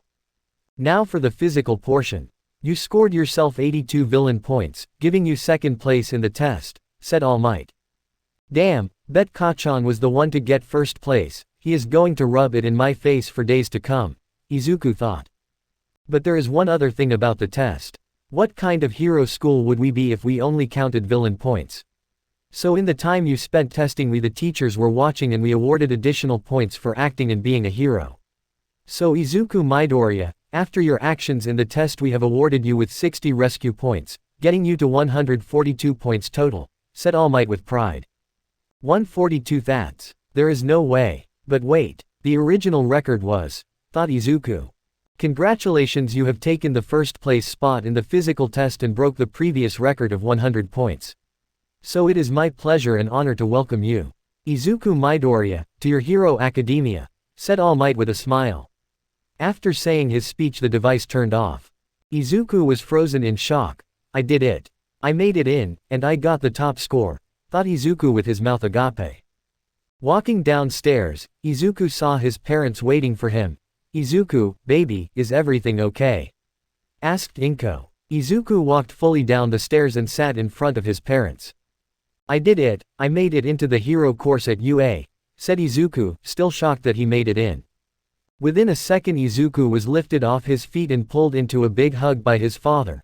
You did it, kiddo, you made it to the top, yelled Izuku's father with pride and happiness in his voice. Izuku, finally coming out of his shock, smiled and hugged his father back with joy, as his mother also joined the family hug. That's great to hear. I hope Katsuki gets in with you, said Inko. Oh, I think he will make it, said Izuku, before hearing a very loud voice. Let's go. The Midoriyas heard their blonde neighbor yell. I think he got in, but I don't think he will be happy in a sec, said Izuku with a smirk on his face. What do you mean? Asked Hisashi. I got first place in the physical test and beat the record, said Izuku, shocking his parents, and before they could say a word. Fuck, yelled Katsuki. There it is, said Izuku, laughing his ass off. First day of school. Izuku and Katsuki were standing in front of UA. It was the first day and the two teens had decided to walk to school together, and to talk about what their future was to look like and thinking about the kind of people that would be in their class. After standing in front of the school for a few minutes, the two walked into the school. After walking for a couple of minutes they came to a door with 1A on the door. That's a massive fucking door. Who the hell did they have coming to this school? Said Katsuki looking up at the door. Well, don't forget Kachan that All Might is like 7 feet tall, said Izuku walking to the door to open it. As he opened the door he was met with a class full of people, but he was happy to see some familiar faces. But that of Itsuka and Kami. Before greeting them, Izuku smelled someone coming behind him, and heard their footsteps. Izuku, said a very familiar voice to Izuku. Turning around and catching Pony, who jumped to him, giving her a big hug and a wide smile. Katsuki just smirked at his brother and looked at the others in the room and saw Itsuka and Kami looking at Izuku and Pony with envy, while the rest of the class looked with different looks ranging from curiosity to angry jealousy. Mainly from a small purple-haired grape-head boy. As Izuku was hugging Pony he could smell someone else coming up behind him, and when he looked he saw the brown-haired girl he and the girls saved. Hello, I see you made it in as well. Is your leg better? Asked Izuku, setting Pony down. Yes, thank you again for saving me. I am glad to see you also made it in, said Ochako. No problem, said Izuku. Izuku stopped for a second and turned to look at the ground, seeing a large yellow caterpillar. But to his and everyone else's surprise the caterpillar turned into a man with baggy black hair and eye bags. Is this a teacher? He looks like a hobo, thought Katsuki. Hurry up, get in your seats. Heroes don't have time to wait and hang out. It already took you 20 seconds to get quiet, you need to do better, said the man. After everyone was in the results the man spoke. All right, to start, I am your new homeroom teacher, the name's Shota Aizawa. You will call me Aizawa-sensei or Mr. Aizawa. Good. Good. Now it's time for the real part of today, said Aizawa, reaching for his sleeping bag and pulling out PE uniforms and throwing them at the students. Some caught their uniforms like Katsuki, Izuku and Itsuka. Some didn't catch them like a kid with yellow and black hair, and the purple-haired grape kid who was too busy looking at Pony. Now put those on and meet me outside. You have 10 minutes starting now, said Aizawa walking out of the room. Everyone left in the room went and changed into their gear. Once everyone had their uniforms on they made their way to the field. 9 minutes flat, you're learning. But now that you are all here, time for the test, said Aizawa. Wait, won't we miss the orientation, and what test are you talking about? Asked Ochako, with multiple others wondering the same thing. Here at UA, as teachers can do what we like when it comes to teaching. You have 3 years to become the best heroes you can be and we can't be wasting time. So I am conducting a quirk apprehension test, just like in school, just this time you can use your quirk. It is counterproductive to not use your quirk, it's a part of you, so therefore we need to test and strengthen it, said Aizawa, pulling a phone-like device and a ball with a weird design out of his pocket. Midoriya, what was the best throw you did in high school? Asked Aizawa. Throw the ball at Izuku. I would say about 30 meters, about 100 feet, sir, said Izuku, with some people looking at him a little weird. Good. Now do it with your quirk, said Aizawa. His quirk must give him a passive strength increase. 30 meters is impressive, the average is about 20 meters, thought Aizawa watching Izuku walk to the area to throw. As Izuku approached the circle to throw, he was thinking of the animals to use and how much he wanted to show off. Once he reached the circle, he looked back and overheard something. Hey, good looking, name's Denki Kaminari. What's yours? Asked Denki to Pony. Pony, but I have a boyfriend already, said Pony, leaning away from Denki. Come on, we are both in the same class, and where is he at? Asked Denki. Izuku, hearing this, had one thought. All-out power. Izuku readied himself, increasing his strength to the max with the strongest creature on Earth, the dung beetle being able to lift 1,141 times its body weight. He then changed his arm to that of a pistol shrimp for the snap reaction to give the ball a fast throw and momentum. Finally, Izuku did something special. He changed and made a new organ in his hand similar to that of the bombardier beetle and filled the organ with a synthesized mix of air and hydrogen, adding a small hole or vent to the palm of his hand. Izuku was ready. Izuku pulled his arm back and with all the force he had threw the ball with a massive explosion behind it, shocking everyone. With a mix of strength, snapping speed, and combustion of the air and hydrogen made the ball move at blistering speeds and far out of sight. Everyone was dumbfounded at what they saw. Izuku just made the ball vanish and caused an explosion. Kami and Itsuka were gobsmacked at his power. Pony was smiling with joy, others were scared or shell-shocked, but Katsuki was a mix of emotions.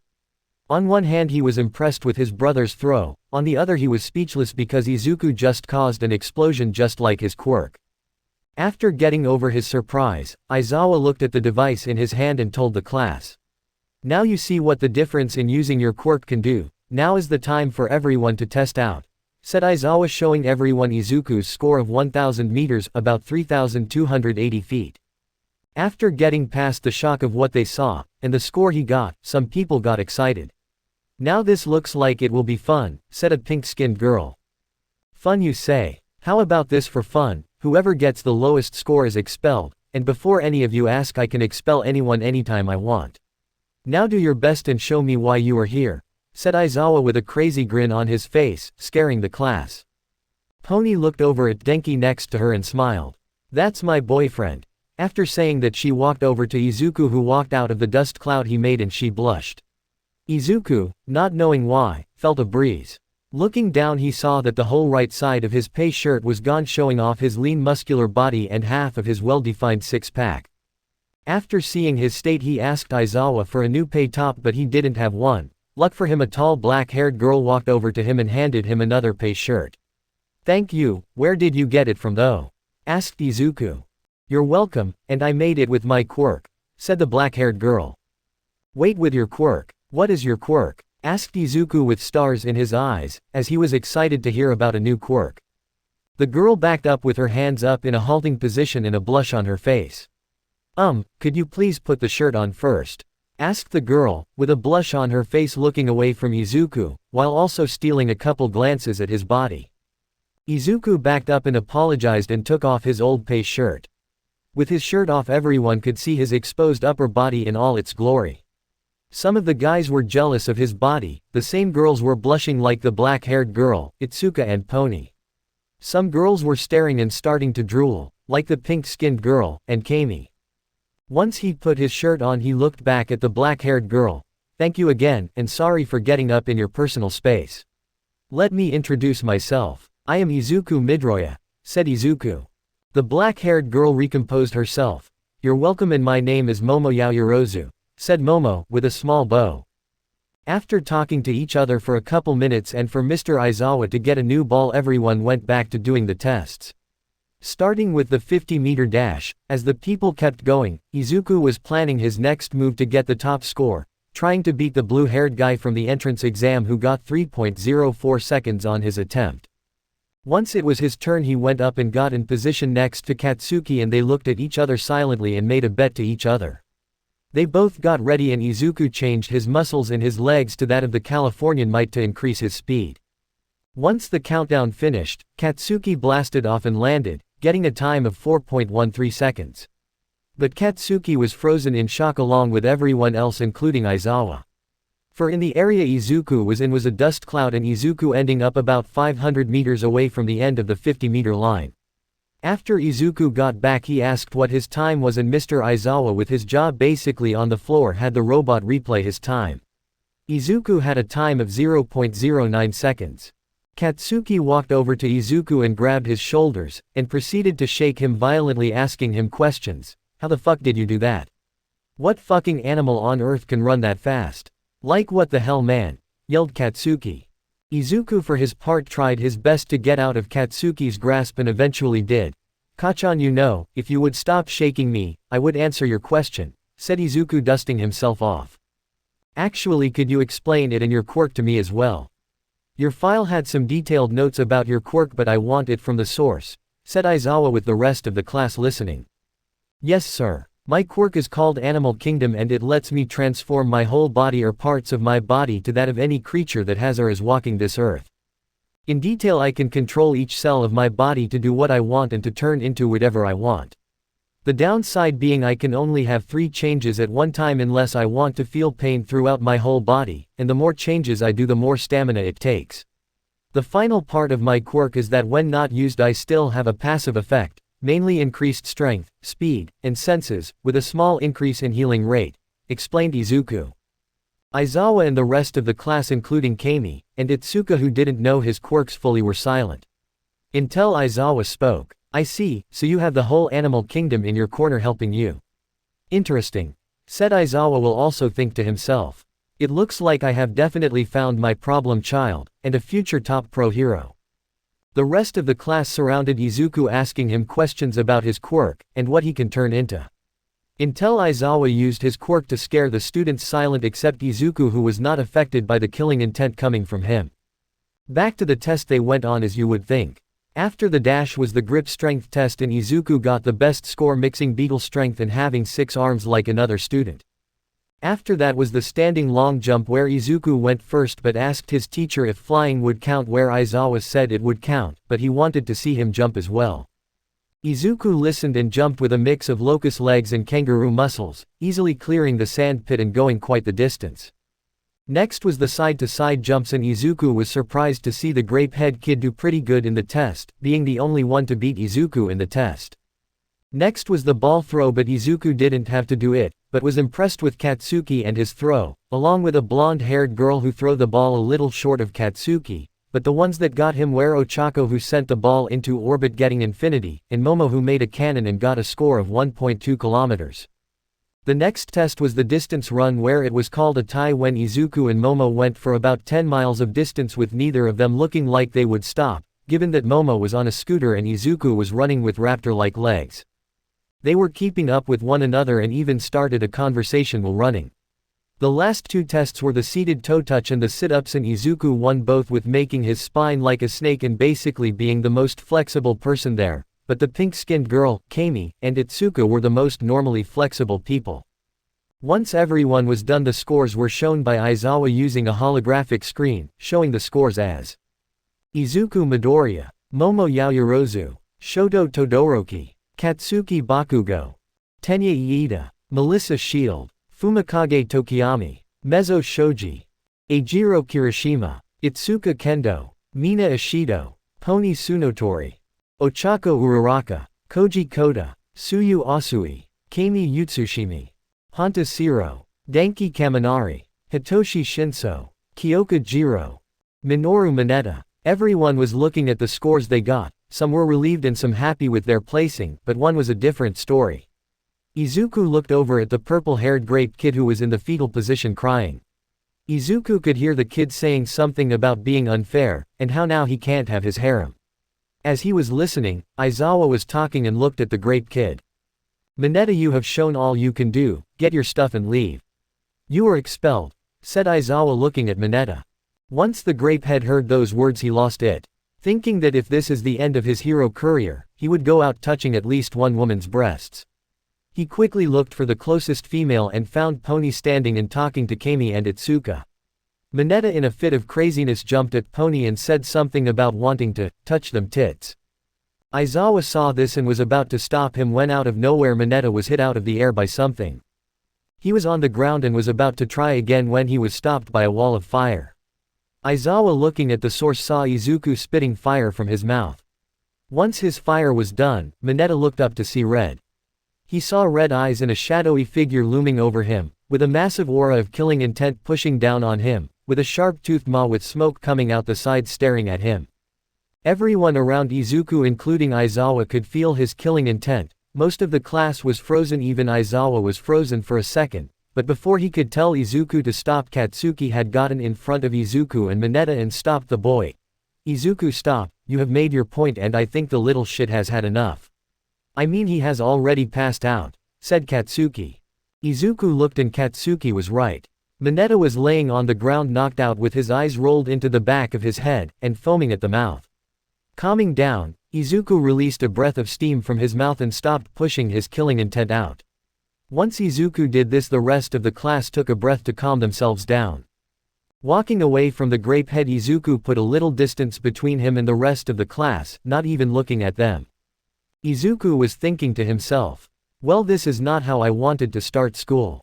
But why did I do that? And it is not like I was just trying to scare him. I had the urge and wanted to kill him.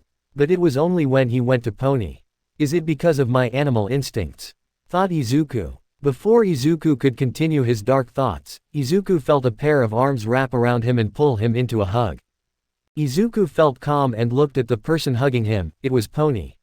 She was hugging him with a smile on her face. Thank you for saving me, my hero, said Pony, smiling ear to ear at Izuku. Seeing the smile and feeling her words, Izuku turned around and returned the hug. I'm sorry, I didn't mean to scare you or anyone here, said Izuku.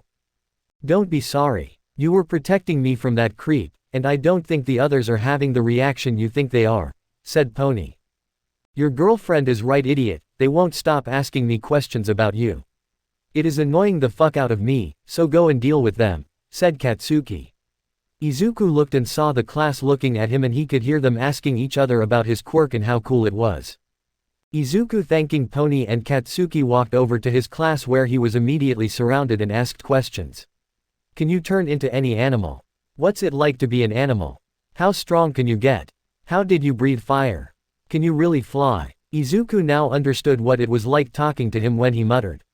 Before he could answer the questions, Aizawa stopped them and got their attention. All right class, that is all for the day, you are free to go.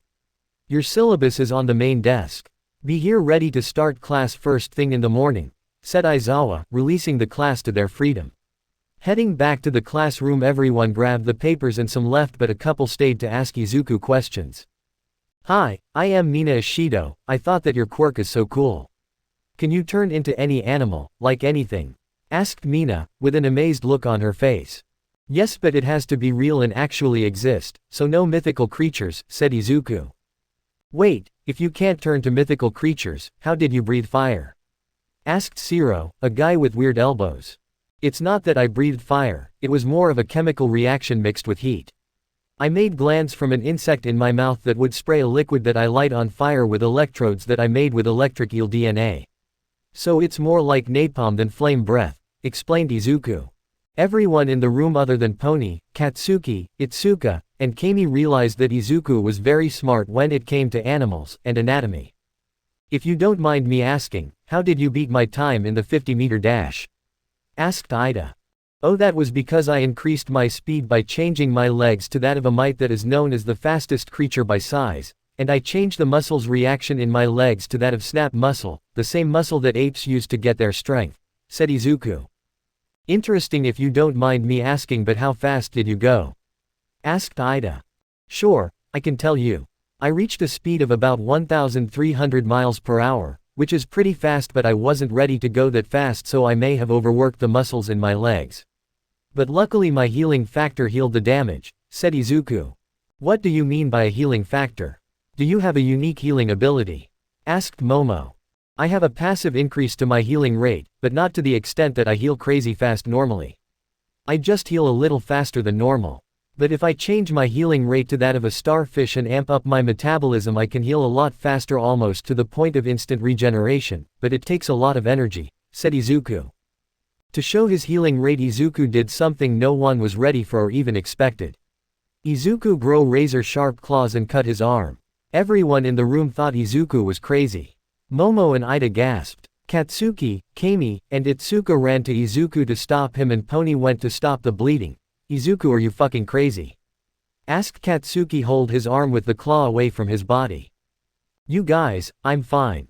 I made the nerves in my arm turn off, and if you look, the wound is already healing itself, said Izuku.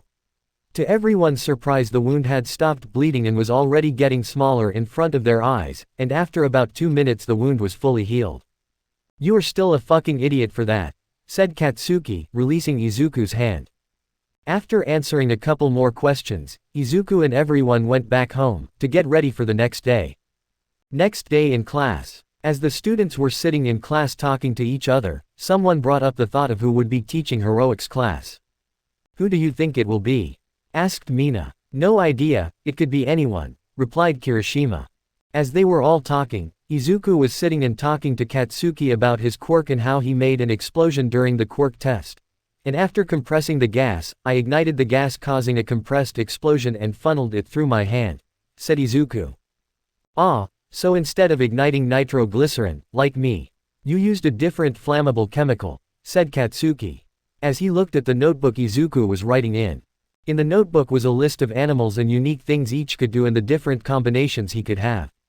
He also had his trusty quirk information notebook where he would write down different info on quirks and draw different costumes for heroes and villains. As Izuku was writing, he felt a vibration there on the floor and heard footsteps coming. Looking up at the door, Katsuki got the idea that his brother heard something and that someone was coming. Just like he thought, the door the class opened. When he said it was opened, what he meant to say was the door was completely blown off the hinges and a tall muscular man was standing in front of the class with a cape blowing in the wind. Wait, where did the wind come from? Thought Katsuki. Good morning, young heroes. I am here, as your new teacher for heroics. Think of it as Hero 101, where we will be teaching you the basics of becoming a hero, said the strongest and most famous hero in Japan, All Might. Everyone was excited to see All Might as their teacher, and they were ready to see what the #1 hero could teach them. Alright, young ones, we will be starting off the day with some practical training, in the form of battle trials, said All Might, pulling out a board out of nowhere with the words battle trail on it. But to be a hero in this world you have to look the part.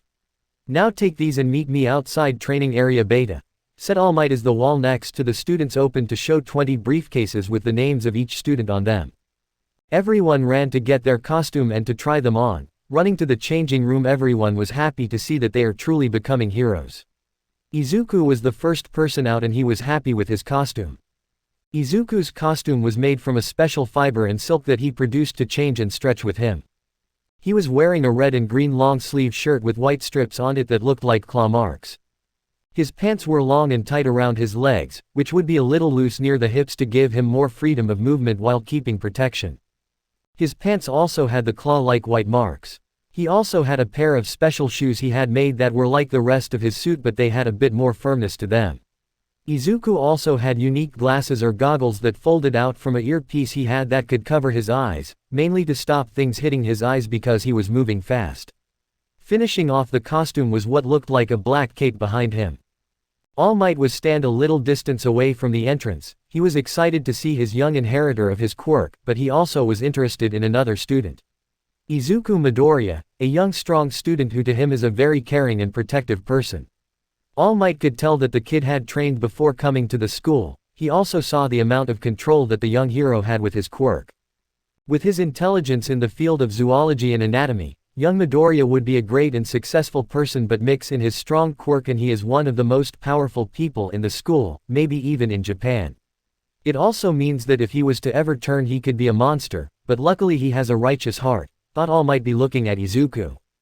Izuku could hear the voices and footsteps of his classmates coming, and when he turned around he was excited to see all the costumes that his classmates had. The first person that he saw was his brother Katsuki, and he had the costume they both helped make, which was like a big sign that said explosions here, same as canon. He saw some of the guys and their outfits looked like they all had effective use of their quirks and to not hinder movement. With Ida looking like a knight, Denki had an electric punk look. Kirishima was topless with red gears, Shiro was a tape dispenser, Kota looked like a duck, but he was interesting to Izuku seeing that his quirk didn't work on him even though he is an animal. Shoji was a tall guy with 6 arms, so his suit was a little basic. Fumikage was black on black, which made sense. Shoto was in a climber's suit with a weird metal vest on. Then there was Shinso, who looked like a ninja with a black cloth covering his mouth instead of a mask, similarly to how would wear his scarf. All canon, other than Shinso. When Izuku looked over to the girls he froze and was trying not to faint from blushing. The girls in his class were most definitely attractive, and to add the fact their costumes just made them look better. After composing himself he looked at the girls again to get a better look at their costumes. Ochako was wearing a skin-tight pink suit and a helmet that made her look like an astronaut, Asui was in a skin-tight frog suit, Mina was in a pink and purple skin-tight suit with a domino mask on. Juro looked like a rock star, and then there was Momo who, wait, is that even considered clothing? Thought Izuku looked at Momo, who had a red leotard and a short yellow skirt, and that was it. Wait, where's? Izuku's thoughts were cut off when he saw a mist surround him. Looking around him, Izuku couldn't see anyone, but he knew who could do this, especially with the mist. Kami, I know it's you, said Izuku, before feeling a hand slither its way up his stomach with the mist in front of him fading, revealing Kami standing in front of him wearing her hero costume. So what do you think, handsome? Asked Kami, leaning seductively against Izuku, who was trying his best not to blush at the action in the costume. Kami was in a full black bodysuit with black boots, and a police cap and a whip. Izuku got a very good look at her costume, and to say it fit her was an understatement. It is, definitely. Your style, said Izuku, trying his best to not stutter and failing. But before Kami could do anything else, a strong gust of wind blew the mist away, showing Pony and Itsuka, whose hands had grown to massive size, standing in the hero costumes looking at Izuku and Kami. You seem to be enjoying your time with Izuku, said Pony with a smile too kind to be real. It scared Izuku to his core. But Izuku's fear was pushed aside when he saw their costumes. Pony looked like a cowgirl from the Midwest of America, while Itsuka was wearing a martial arts kip-pow. In all, the costumes suited them and their styles. While talking to the girls about their costumes and what they might do for the lesson, Izuku heard someone call his name. Turning around, he was face to face with another student. So you're Izuku, it is nice to meet you. I'm Melissa Shield, would it be okay if I asked you about your quirk? Asked Melissa. Izuku has put a lot of time into his hobbies, ranging from his borderline obsession with animals to the point he could have a degree in zoology, same goes for heroes and anything related to heroes. So the moment he heard the girl in front of him say that her name was Shield, he lost it. Wait, Shield. Like David Shield, the greatest inventor of all time, and All Might's personal suit maker. You're related to that David Shield, said Izuku, with stars in his eyes and the biggest smile on his face. Izuku was basically going crazy at the fact that he gets to talk to someone who is related to the greatest inventor of their time. He was so excited to talk to the girl that he didn't realize that he had grown a wolf's tail and started wagging like a happy dog. The only thing pulling him out of his own mind was the laughing of his classmates. Blushing, Izuku put his tail away, and tried to talk to the girl about his quirk, but was cut off by All Might getting their attention. Alright students, today we will be having, reaching behind his back and pulling out a whiteboard, battle training, said All Might. For today's training, you will have to find or defend a bomb that has been planted in a building. Now most people think that criminals work outside. But the real criminals work indoors where they have more advantages. So now time to randomly assign you to teams to see who will be fighting who, said All Might, pulling out 2 boxes with balls that have numbers on them. Sorry to interrupt you, sir, but the way we are randomizing are partners. Wouldn't it be better to pick a partner? Asked Ida. All Might was about to answer but was cut off by Izuku. It's because, when heroes have to respond to a crime they don't know who they will have to work with, so they have to be ready for anything, responded Izuku. Exactly, now come up and see who you will be with, said All Might. Everyone walked up and pulled a ball out to get their teams. The teams are as follows. Tenya, Kami, Shiro, Kota, Tokiyami, Melissa, Tsuyu, Itsuka, Katsuki, Momo, Jiro, Shoto, Shoji, Izuku, Uraraka, Mina, Pony, Kaminari, Shinso, Kirishima. Alright kiddos, now that we have your teams made up, time to see who will be fighting who, said All Might, pulling out another box from somewhere, using the balls inside to see who will be fighting who. Villains, Shinso, Kirishima. Heroes, Shoji, Izuku. Villains, Tsuyu, Itsuka. Heroes, Katsuki, Momo. Villains, Tokiyami, Melissa. Heroes, Jiro, Shoto. Villains, Pony, Kaminari. Heroes, Shiro, Kota. Villains, Tenya, Kami. Heroes, Uraraka, Mina. After getting the teams assigned and the battle times ready, everyone except those in the first battle went to the observation room to watch the battle. All right Shoji, let's try and come up with a plan to beat Kirishima and Shinso, said Izuku, looking at his six-armed friend. Shoji looked to Izuku to see what kinda idea he had to beat their two classmates. If I am right, your quirk allows you to make more arms which can grow other sensory organs, cause if that is the case then we can use that to our advantage, said Izuku, explaining the plan to Shoji.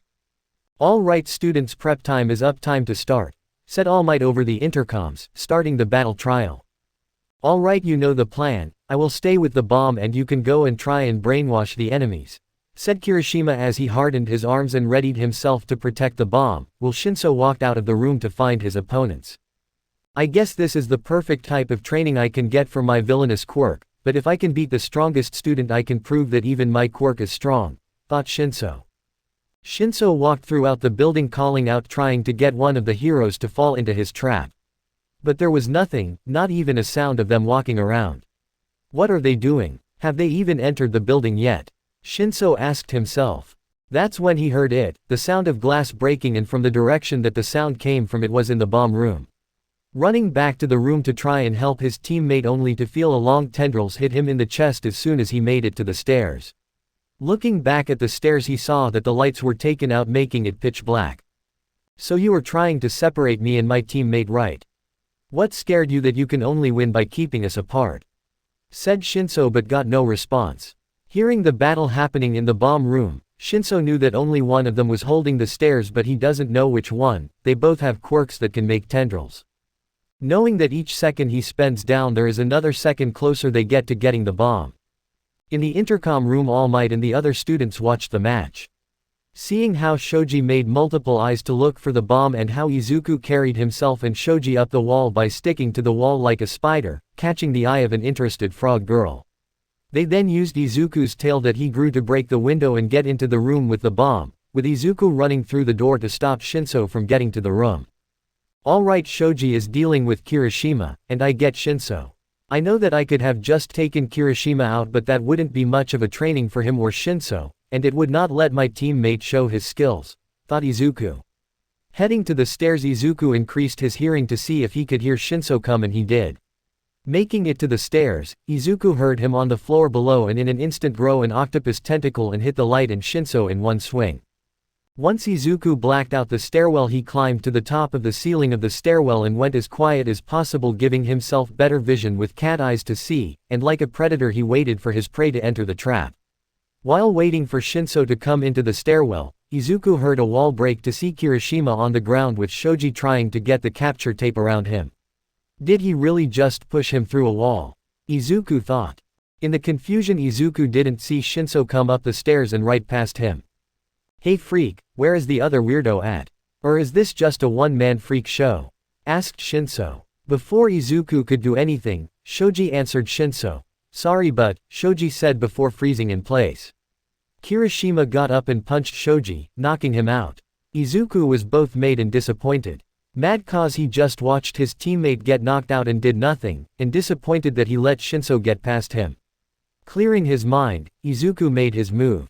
Hearing Izuku behind him, Shinso turned around and was about to say something when something hit his mouth. No more words from you, said Izuku as Shinso realized that his mouth was covered and he couldn't talk. Kirishima tried to punch Izuku with his hardened fist only to punch a Anklesaur's plate on Izuku's chest. Looking up at Izuku to see him smiling. "My turn," Izuku said, cocking his fist back causing muscles of a mantis shrimp to form. Izuku punched Kirishima in his hardened chest, sending him through 2 walls and knocking him out. Turning to Shinso who had finally got the silk off his face, slowly walked to him and the bomb next to him. Shinso tried saying anything he could to get a response from Izuku but all he got was a slow walk and a red-eyed stare from Izuku which was enough to scare Shinso. When Izuku got within arm's reach Shinso tried one last attack to get Izuku, but he just dodged the attack and Shinso felt a prick in his side. Looking and seeing a giant scorpion stinger in his side he felt sleepy and was about to pass out. Before passing out he left Izuku with one last sentence. "I guess a villain's quirk will always lose to a hero's quirk," said Shinso as he passed out. With no one to stop him, Izuku touched the bomb, winning the round. Back in the observation room, all the students except for Itsuka and Pony were shocked at Izuku's versatility and how scary he can be. All Might was both happy and scared at the same time, happy because he saw a strong future hero but scared because if a certain villain ever got this quirk he would be unstoppable. Collecting his mind, All Might called the win and had Izuku help get the other students to recover. After getting back from Recovery Girls Izuku, Shoji and Kirishima saw the rest of the class looking at them. Where's Shinso?" asked Mina, with the rest of the class wanting to know the answer as well. "He will be asleep for about an hour. I only gave him a small dose of a neurological toxin that induces drowsiness. Don't worry, it was not near fatal to anyone," said Izuku getting to the rest of the class. "Okay, now it is time to discuss the outcome of the training and to say who the MVP of the match was. Who would like to give their input on their trial?" asked All Might to the class. Seeing a hand in the air All Might picked Momo to explain. "Thank you. When it came to the trial the MVP would have to go to Izuku, but at the same time there were a lot of things he could have done to end the trial faster like taking out Kirishima as soon as he and Shoji entered the room," explained Momo. "Yes, you were right Yang Yaoyorozu, Izuku was the one to make the plan so that he and his teammate could show off their skills, but a hero should try and end a battle as soon as possible," said All Might. Once they were done explaining the battle, they got ready for the next battle. Villains: Tsuyu, Itsuka and the heroes: Katsuki, Momo. I know that Itsuka is strong and can hold her own in a fight. But Kacchan and Momo are also strong and they can both be a problem for Itsuka. So unfortunately I think Kacchan and Momo will win. But let's see, I could be wrong, thought Izuku looking at the screens in the observation room.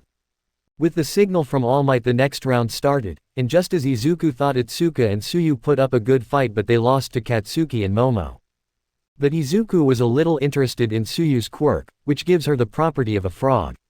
Izuku wondered if it was only one type of frog or if it was all frog species.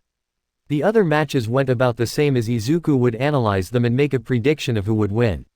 There were some things that Izuku wondered about his fellow classmates' quirks though. But there was one fight Izuku couldn't have predicted. Villains: Tokiyami, Melissa and heroes: Jiro, Shoto. Izuku thought that the Shoto's team would take the win pretty easily but when the round started his idea went right out the window. When the round started Shoto walked up to the building and froze it. But after about 5 minutes and All Might not call the match Shoto got confused. Jiro plugged her earphone jacks into the building and could hear them moving around in the upper floor. Walking into the building Shoto was ready to freeze both of the enemies when out of nowhere Dark Shadow slammed into Shoto with its massive size due to the low amount of light. Jiro was about to help when Melissa broke the ceiling above Jiro and landed on her back holding her down with one hand and wrapping her up with capture tape using her other hand. Tokiyami was about to congratulate his teammate when he and Dark Shadow were completely frozen solid. Looking over to the end of Dark Shadow Melissa saw Shoto standing with a hand on Dark Shadow. Looking at Melissa Shoto sent a wall of ice at the girl only to have it shatters by the girl's fist, and before he could recover from the frost growing on his body Melissa blitzed him and knocked him out winning the round. After seeing the battle Izuku was curious about Melissa's quirk, and Shoto's quirk. Villains: Pony, Kaminari and heroes: Shiro, Kota, with Kota being very passive and with the help of Izuku training Pony the villain team won with Kaminari trying to hug Pony but Pony wouldn't let him, causing Izuku to get a little mad. mainly caused to him another male is trying to take his mate. The final round, villains, Tenya, Kami and heroes, Uraraka, Mina. It was pretty interesting seeing that Kami got both Uraraka and Mina in an illusion. With the two girls not making any progress after 10 minutes, both Ida and Kami captured the two heroines and won their match. Once all the students were back and All Might give his final speech about how the training went and how everyone did, he quickly ran off leaving the class to walk back to the classroom to get their stuff to go home. Walking back to the class, Izuku was talking to Pony and Itsuka while Kami was talking to Mina. When they were about to get to the changing room to get out of their hero costumes, Izuku saw Shinso in front of him and remembered what he said at the end of their match. Making it to the changing room, Izuku walked over to Shinso to talk. "Hey, can we talk?" asked Izuku. Shinso turned around to see Izuku and scoffed. "What do you want to talk about? Do you want to flaunt your one over me? Or do you want to tell me how a villain will always lose?" asked Shinso rhetorically. "I can easily kill people," said Izuku, getting a surprised expression from Shinso but also everyone else in the changing room, including Katsuki, who didn't expect to hear his brother say that. "What?" asked Shinso. "I can easily kill people, scare them for life both physically and mentally. I can literally give people nightmares. I can become an actual monster. And yes, I have been told my quirk could be a villain's quirk and that I am a freak. But I don't do any of the things people call villainous. Here's a question for you. If a quirk is what makes someone a villain, then a lot of heroes should be villains, right? I mean, there have been a lot of villains with super strength, with gigantification, elemental control. So why are they heroes if the quirk makes them a villain? A real villain is someone who chooses to be a villain, not because of their quirk," said Izuku, shocking everyone in the room and causing Shinso to see Izuku in a different light than before and for Katsuki to drop his head, remembering a time when Izuku was bullied for being a freak when he changed shape. After saying his piece, Izuku looked at Shinso and everyone else was agreeing with Izuku and even adding their own experiences. Showing Shinso that his quirk is not villainous and that he is among friends and people that wouldn't bully him for his quirk. Finally accepting that he was in the wrong, Shinso thanked Izuku and everyone, and Izuku knew that he had just made a new friend. Finishing their business in the changing room, the boys all walked back to the classroom to get the rest of their supplies, and go home. Heading to school the next day, the news about All Might being a teacher spread rather fast, as when Izuku, Pony, and Itsuka made it to school, there was a massive group of news reporters blocking the way into the school. Walking up, a newswoman ran over to them. "What's it like having All Might as a teacher?" asked the woman. "We're in the general studies course," replied Izuku with a straight face. "Oh, we don't want you. Oh, look, they might be the hero course," said the reporter, running to Ida, who gave them a lecture about having All Might as a teacher. "That was smart thinking there. That saved us the headache," said Itsuka, patting Izuku on the back, Pony holding his hand also praising him. Which to Itsuka made her feel jealous of the American horse girl. But she would never let Izuku know that, but unfortunately for her, Pony could read the expression on her face like an open book. She also likes Izuku, and from the looks of it she has had these feelings for some time. "I might want to talk to her about it," thought Pony. Walking into the school, the group went to class where they saw the rest of the students who had made it past the press. Once everyone was in the classroom and the bell rang, walked into the room and got the attention of the students. "All right, we would normally have class today, but," said Aizawa as the class got scared they would get expelled. "Today you will be picking a president and vice president of the class," said Aizawa. "It's a normal school activity," said everyone. Which then led to almost everyone raising their hands to volunteer for the position. Everyone is yelling that they want to be class president. "Everyone, we need to do this democratically to decide on who should be the class president," said Ida, even though he had his hand raised the highest. "Wouldn't everyone just vote for themselves though?" said Kaminari. "Exactly, if someone here has gained the trust of people in only a couple days, then they should be the right person to lead," said Ida. After getting everyone to settle down, they all put their votes in and Ida tallied them up and wrote the names and points on the board. With Izuku and Momo getting the most points. Izuku, 5. Momo, 2. "So by vote your class president and vice president are Izuku Midoriya, and Momo Yaoyorozu," said Ida, with Izuku and Momo standing in front of the class. Looking at each other, Izuku smiled and went to tell the class thank you for voting for him. While Momo was thinking to herself about wanting to be the president. Once he was done, the rest of class went on like normal, until it was time for lunch. Heading to lunch, the Deku squad consisting of Izuku, Pony, Itsuka, Kami, Shinso, and Katsuki. They all got food and started talking about how Izuku was now their class president. Congratulations on becoming the class president. I knew you would be the best choice, said Pony, giving Izuku a hug. So we know who voted for Izuku. Who else voted for Izuku other than me and Pony? Said Itsuka, with Izuku looking at the two girls in shock that they voted for him. I did, obviously. Our little green machine is the best choice in my opinion, said Kami, eating her food seductively, looking at Izuku. Izuku just blushing and looking away, with Pony noticing how Kami is looking and acting around Izuku, knowing that she has to talk to Kami as well as Itsuka. Well, now we know all who voted for Izuku, with the three girls, me and Izuku. That's 5 votes, said Shinso. But I didn't vote for myself, said Izuku, getting a shocked face from everyone. Wait, if you didn't vote for yourself, then who did? Asked Itsuka.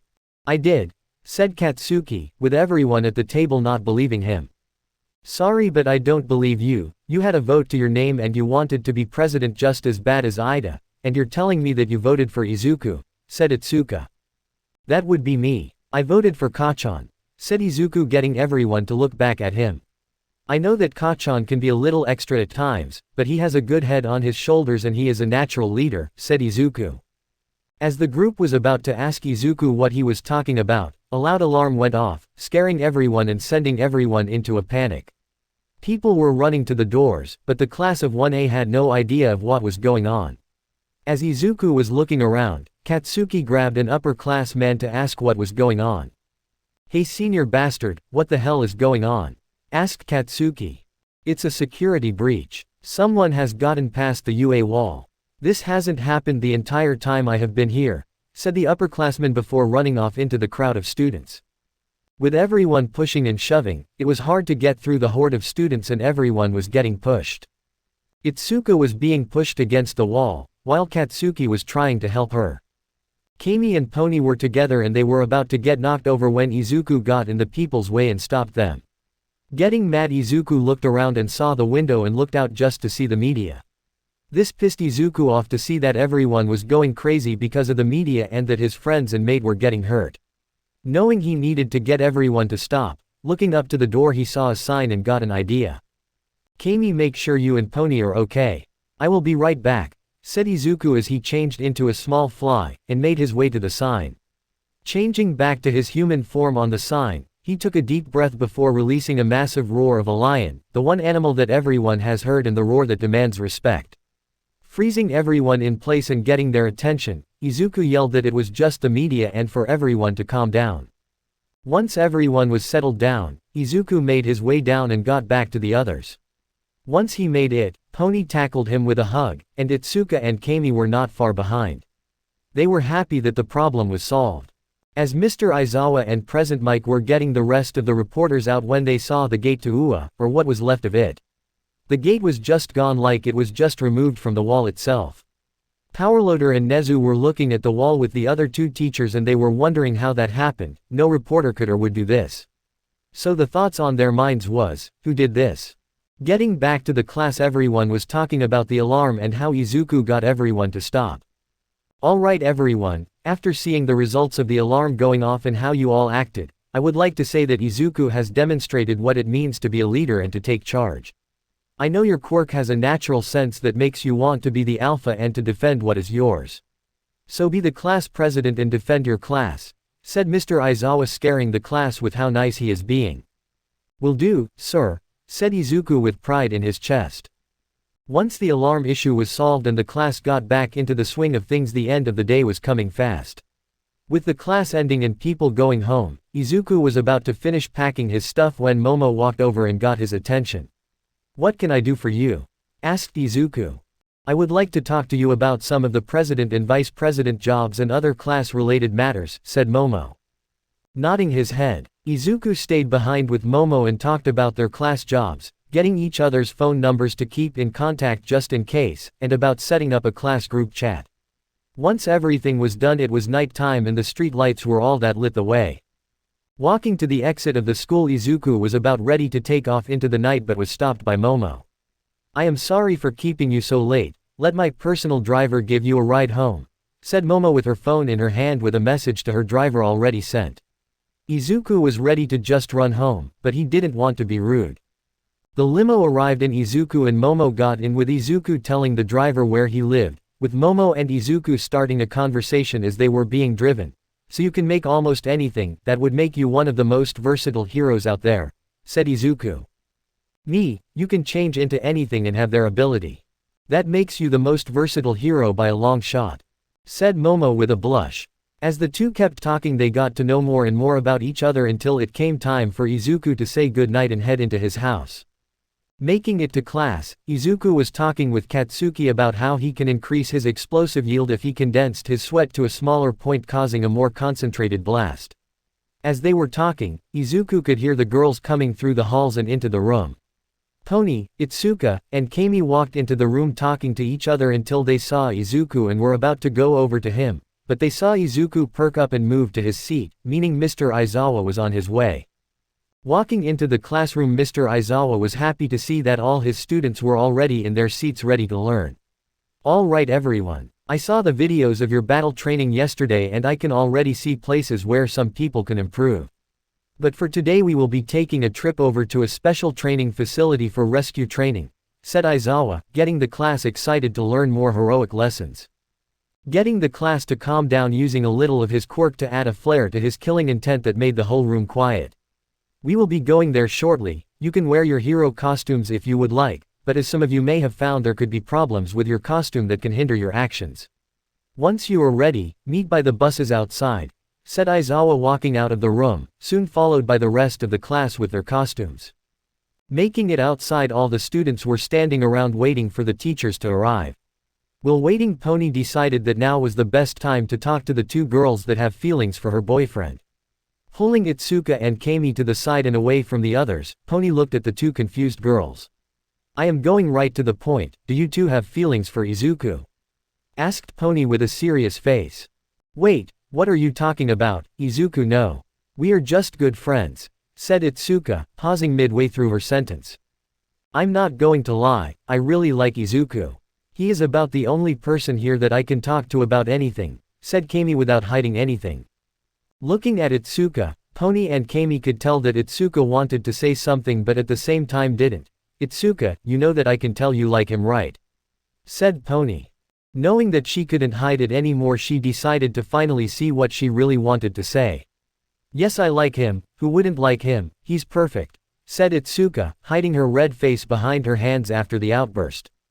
"Well, now that we know that all of us like the same boy, what do we do now? I mean, you're already his girlfriend, but I don't know if I can find someone else better than him," said Itsuka, looking at Pony. Thinking to herself, Pony didn't know what to do. On one hand, she didn't want to share Izuku, she wanted him all to herself. But she also knew that the two girls in front of her really love Izuku and that it wouldn't be too weird for one person to have multiple lovers. Given that once quirks came about, certain laws about marriages had changed. Making up her mind, Pony finally talked. "If it is okay with you two, I wouldn't mind sharing him. But I have some rules if we are to share him. 1. None of us can hog his attention. 2. We will not force Izuku to do anything he doesn't want to do. Finally 3. If Izuku doesn't agree to this, we will respect his wishes," said Pony to the two girls. With two very fast yeses from the girl, Pony had her answer and now had to tell Izuku and see his reaction. Walking over to said boy, Pony was about to get his attention when the teachers arrived and had everyone get on the bus. As they were getting on, Izuku could see that Ida wanted to say something, but once they were on the bus, whatever thoughts Ida had died. Sitting between Katsuki and Pony, Izuku was thinking about the training and what kinda rescues they will be doing. "Midoriya, just how strong are you?" asked Mina, getting the attention of the others on the bus. "What do you mean by strong? Like how physically strong I am, how fast I am, how much damage I can do?" asked Izuku. "I mean all of the above would be good. Given that it seems you can do just about anything," said Kirishima, with others agreeing. "I can't do everything. If I die, there is no coming back from the ashes. I can't bring people back from the dead. And I can't control the elements. Even I have my limits," said Izuku, surprising his classmates with what he said. Oh yeah, that reminds me. Asui, does your quirk give you the abilities of all frog species or just a certain one? Asked Izuku. Call me Su, and I don't know. I only know of the abilities I have so far, said Suyu. Interesting, I only asked because if you had the abilities of all frog species, you would be a very versatile hero, said Izuku, causing Suyu to blush a little. Unknown to the green-haired boy, there were 3 girls glaring at him with an aura of jealousy around them. There was also another girl who didn't know what she was feeling, just that seeing Izuku making another girl blush made her feel weird. Pulling up to the training facility, the whole class exited the bus, but instead of seeing just a massive building they also saw a whole other class there. Seeing their sister class, everyone was interested to see the other class. Also, we have the class that is supposed to be so much better than us, and look, they are arriving late. How are you supposed to be better than us if, said a blonde-haired boy before he was knocked out by a black-haired boy in a Chinese-style costume. Hearing a voice coming from the side, the class looked over, seeing a green-haired girl in a purple skin-tight suit. Sorry for him, he can be a little extra at times. Let me introduce myself. My name is Setsuna Tokage, class president of Class 1B. Nice to meet all of you, said Setsuna. Hearing the sound of someone running to them, Class 1A saw the black-haired student that knocked out the blonde-haired student making his way to them. Huh. Sorry for not introducing myself, I had to deal with Monoma. Name's Hiryu Rin, Class 1B Vice President, pleasure to meet you all, said Rin. Taking a step forward, Izuku introduced himself. Nice to meet you too. I am Izuku Midoriya, Class 1A's President. I look forward to having class with you, said Izuku with a big smile on his face. Getting a similar smile from Rin and a little blush on Setsuna as she also smiled. Stepping up next to Izuku, Momo also introduced herself. Hello, I am Momo Yaoyorozu, Class Vice President. It is a pleasure to meet you as well, said Momo, getting a couple of glances from Rin and the other boys from Class 1B at her costume. As the classes started to talk to each other, they all heard a voice coming from the massive training building. Turning around, they saw a person standing there in a puffy astronaut costume. OMG, it's the space hero, 13. She is my favorite, said an excited Uraraka. Yes, I am 13, and I will be your rescue training instructor. Welcome to my training facility made to help young heroes learn the ins and outs of rescue operations. This is the Unforeseen Simulation Joint, or USJ for short, said 13, gesturing to the massive building behind her.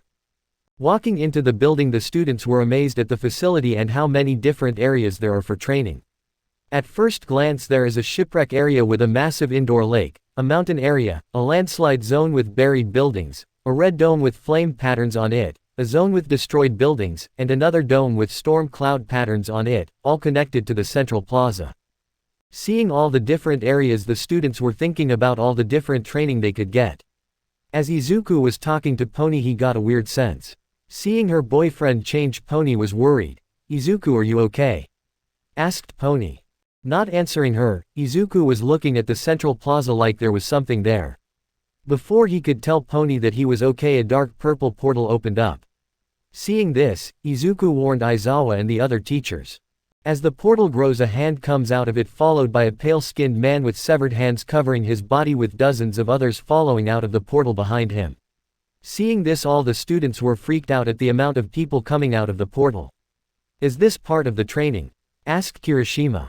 No, these are villains, said Aizawa, pulling his goggles up, with Vlad King, Class 1B's teacher, right next to him. Izuku was about to ask if he could help, but then he got a bad feeling. Looking to the portal, he saw a large dark-skinned creature come through with a bird beak and an exposed brain. Seeing this creature, Izuku's instincts were going crazy like a predator had just entered his home. Mr. Aizawa, that thing, it's not human, it's some kinda monster, said Izuku, pointing at the dark bird creature. What do you mean by that? Asked Aizawa, confused by how Izuku was acting. It scares me, said Izuku. Hearing this, Aizawa was on edge. Knowing that Izuku was not scared easily, given that he has apex predators in his arsenal and that he was never affected by his killing intent, made him worried that whatever it was, it could be dangerous. Seeing his teacher worried about him, Izuku used his quirk to make him have the mentality of the honey badger, eliminating his fear. Sir, what should we do? Asked Izuku. Protect your classmates and get out of here. 13 Protect the students as well, said Aizawa as he and Vlad King jumped down the stairs to start fighting the villains. You heard your teacher, make your way to the door and exit the facility now, said 13. Making their way to the door, the two classes were stopped by a mist villain that had the same appearance as the portal that brought the villains to the facility. I am sorry to say, but none of you will be leaving. We can't let you go and warn the other heroes, even if your primary target isn't here. We can still take out 3 heroes and 2 whole classes of students, that might get All Might here, said the mist villain. You won't be hurting anyone today, said 13 getting in front of the students and opening one of the ports on her finger about to use her quirk, but had to stop when 4 students lunged at the villain. What are you doing? Get out of the way, yelled 13 as the villain was unharmed by the attacks, spreading his body out around the other students. Sensing danger, Izuku pushed Pony away from the mist as it swallowed him and others up. Once the mist went away, there were a large number of students missing, including Izuku. Seeing her boyfriend just disappear, Pony was frozen. Darkness was all Izuku saw after pushing Pony away. Then he felt a sense of movement until he was forced out of the darkness right into a fall. Looking around, Izuku saw he was falling from the sky. Looking down, he saw the water of the shipwreck zone. Bracing for impact, Izuku hit the water. Growing gills and fins, Izuku started swimming around and saw Setsuna hit the water and start swimming to the surface. Making his way to her, he felt a disturbance in the water. Looking down a little, Izuku saw a shark-like villain coming toward Setsuna. Swimming to the surface, Setsuna was trying to get out of the water and back to help her class. Looking around, she could see a villain that looked like a humanoid shark coming right at her. Not seeing an option to escape, Setsuna prepared to fight the best she could, but right before the villain could bite her, he was struck by a massive orca tail. Looking to where the tail came from, Setsuna saw Izuku swimming there, making sure the villain was unconscious. Looking to Setsuna, Izuku grabbed her and swam her and himself to the surface fast so that Setsuna could get a breath of air. Making it to the surface, Izuku could see the shipwreck and made his way to the ship and helped the girl on, also meeting Sue on the ship. Thank you Midoriya, you saved me, said Setsuna to Izuku, who climbed onto the ship and changed back to normal. It's no problem. But there is a situation, we are surrounded, said Izuku, and indeed they were surrounded by a couple dozen villains in the water. Taking a second to try and think of something, the 3 students waited to make a choice. Alright, we need to do something. At the moment they don't know what we can do, so they are not attacking, but soon they will try something, and we need to be ready, said Izuku to the girls. Well, I guess we can start with quirks, given that you guys are classmates. I am guessing that you already know each other's quirks, but I don't. I can start. My quirk is called Lizard Tail Splitter. It allows me to separate my body into pieces that I can control and move around freely, said Setsuna. That's useful. My quirk is simple, I have the traits of a frog. Increase jump distance, long tongue, climbing. Kiro, said Tsuyu. Pushing his desire to know more about the girl's quirks, Izuku went next. My quirk is called Animal Kingdom. I can change into any animal or insect that is or has lived on this earth. I can freely change individual parts of my body to anything I want. I can have 3 changes before I start feeling pain, said Izuku. Wait, any creature. Can he turn into a dinosaur? I need to ask him after this situation subsides, thought Setsuna. As they were talking, a villain attacked the boat and cut it in half, causing the ship to start sinking. Seeing the boat sinking, the villains prepared to attack the students. The students were not faring so well. Seeing the ship sinking, Izuku got an idea to beat the villains. I got an idea, Sue. I need you to take Setsuna and jump as high as you can and stay as far away from the water as possible, said Izuku. Wait, what about you? What are you going to do? Asked Setsuna. I am going to electrocute the water and shock them, said Izuku. Hearing what Izuku said, the girls realized that he was telling them to stay away to keep them safe. Grabbing Tsuyu, Setsuna split her body and started to float upward with Tsuyu. With a strong kick, both girls were sent into the air and away from the ship. Seeing the girls getting away, Izuku turned to the water and had a grin on his face. This should be fun to see what I can do to villains. Jumping into the water, the villains were a little surprised to see the student jump into the water with them. Before they could try anything, Izuku's skin changed and an electrical discharge went off, shocking all the villains. Looking around after discharging the electricity, Izuku saw that the villains were all knocked out from the shock. Good, I didn't know if I could make enough electricity to knock all of them out. But it seems it took a lot out of me to do that, said Izuku out loud, catching his breath. Izuku, are you okay? Kiro, Tsuyu asked, floating down with Setsuna. Yeah, I'm okay, just a little tired, but I will be okay in a minute, said Izuku. Once Izuku got his breath back, he made his way to the shore with the girls to get out of the shipwreck area. Making it to the shore, the teens were terrified at the sight in front of them. Oh my god. No no no no no. This can't be happening, said Setsuna, covering her mouth with her hands and having a look of fear on her face. Ruined zone, couple minutes earlier. You're dead, kid, yelled a villain before having a hand slammed on his face, stopping him mid-attack, then being exploded in the face. In a room of one of the damaged buildings there were 4 students fighting off villains and winning with little problem. There was Katsuki Bakugo detonating explosions and knocking out villains left and right. Tetsu and Eijiro Kirishima using their quirks to tank and deal out damage, shaking off the attacks of the villains and knocking them out with their metal and hardened skin respectively. Togaru Kamakiri was slashing and bashing villains with blunted blades protruding from his arms. Knocking out the last villain, the 4 looked around and saw that they were in the ruined zone and that there didn't seem to be any more villains left. What happened? One second we are attacking the mist guy, and the next second we end up here? Asked Togaru, an average-looking teen with a mantis-like head with sharp mandibles on the sides of his jaw. No idea. Ha Bakugo, what do you think? Asked Kirishima. Katsuki didn't answer him, instead he was looking around and had a distant look on his face. Turning to the other 3, Katsuki was about to talk to them but stopped when a villain tried to attack while camouflaged but was knocked out by an explosion. Nice try, dumbass, attack the guy who trains with someone who can camouflage. Real smart, said Katsuki. Dang man, how did you do that? Asked Kirishima. Yeah, I had no idea he was even there. But you acted like he was as visible as you and me, said Togaru. I train with my brother all the time, and his quirk can do something similar to invisibility. At first it was annoying to fight something you can't see, but eventually I learned to use other senses like hearing and smell. My hearing is better than a normal person given that I am used to explosive sounds, said Katsuki. After saying his piece, Katsuki made his way out of the building with the other 3 behind him. Once the 4 made it outside, they saw a couple more villains in the streets and they knew that they needed to fight them to get back to the other students.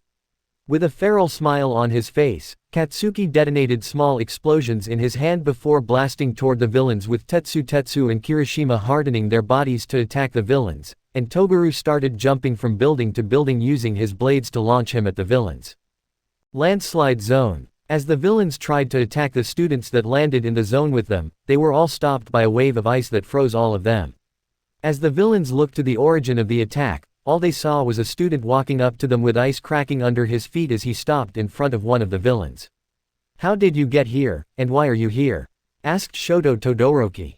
Before he could get an answer, a villain tried to stab him in the back with a spear, but Shoto grabbed the spear and sent ice down the spear shaft and covered the villain in ice and locked him in his attacking pose. Another villain came to attack Shoto from behind but was stopped by a wall of air and knocked out by hard green scales. Turning to the people that just saved him from the villain, Shoto saw Rin standing there with green scales on his arms and another student next to him. Kosei Saburaba is the other student with the 2, and his quirk allows him to solidify air that he breathes out. Turning to the still frozen villains, Shoto risked his question. How did you get here, and why are you here?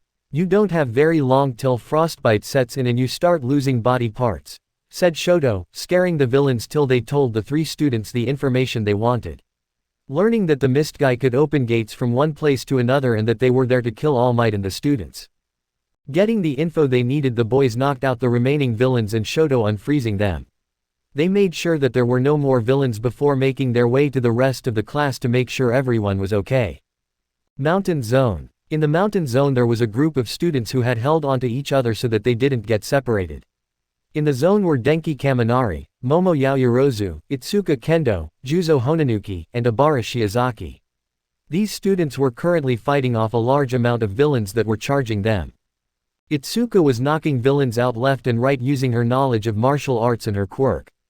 Enlarging her hands to bash villains away and her flexibility to dodge attacks and counter-attack. Momo had made a staff and was doing her best to hold off the villains, making creations out of her body to stop attacks and deter villains from attacking. Kaminari was not doing much, just running up and touching villains with his hands to shock them. Given that if he let loose his electricity, it would hit his friends, meaning that for the time being he was only good as a human taser.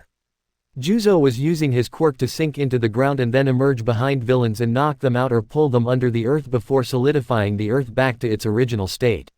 Finally, Ibara was in a praying position as her hair-like vines attacked and defended her from the villains around her. As the students fought off the villains, they were starting to feel fatigue and exhaustion setting in. To them it felt like a never-ending wave of villains, and if this keeps up they won't last much longer. They had to come up with a plan quickly, because people like Ibara and Denki were having trouble with the villains over time. With Ibara not having an infinite amount of vines and Denki only being able to discharge so much electricity before it starts hurting his teammates. Trying to think of a plan, Momo was coming up blank for the first time in her life. Blocking an attack from a villain with her staff, Momo looked over to see that the others were holding but that they were being pushed into a corner. Seeing Denki, she got an idea. "Kendo, I need you to buy me some time," said Momo, concentrating on her quirk. "Make it fast, I can't fight forever," said Itsuka, knocking out villains left and right. Getting pushed into a corner, all the students grouped together with Momo behind them. "Miss Yaoyorozu, please hurry up with that plan of yours. We are at the edge of our limits and there seems to be no end to this fight," said Juzo. "Done, everyone under now," said Momo as her suit ripped from her back as a sheet of material in the form of a blanket launched from her back, covering all the students but Denki, who got a thumbs up from Momo telling him to let loose and to not worry. Not having a lot of time to think and trusting his class vice president, Denki smiled as electricity danced off his body as he raised his hands up into the air. "Let's do this." "Indiscriminate shock, 1.3 million volts," yelled out Denki, as he threw his hands down, launching out lightning in all directions. This discharge hit all the villains around him and knocked them out as they all fell with their hair standing on end. Lifting the sheet, Juzo saw that all the villains had been knocked out. Getting out from under the sheet, he saw that Denki was still standing there, but he looked weird. Walking up to Denki, Juzo saw that he had fried his brain and that he had a stupid grin on his face and he had 2 thumbs up. "Well, I think it is safe to say that all the villains here are out for the count," said Juzo, looking back over to the sheet, but before he could finish his turn a massive hand and vines blocked his eyes. Covering for their friend, Itsuka and Ibara had blocked the line of sight for the boys as Momo's costume was ripped, showing off her very mature body. After making a new costume and getting Denki to start walking with them, the students made their way to the central plaza. Main entrance. After seeing their classmates just disappear, all the students were shocked. But no one was as shocked as Pony, who was frozen with a mix of sadness and fear after seeing Izuku save her and then just be gone. She was stuck there as the rest of the remaining students composed themselves. Seeing the mist villains starting to reform, the other students prepared themselves for the next attack while trying to come up with a plan.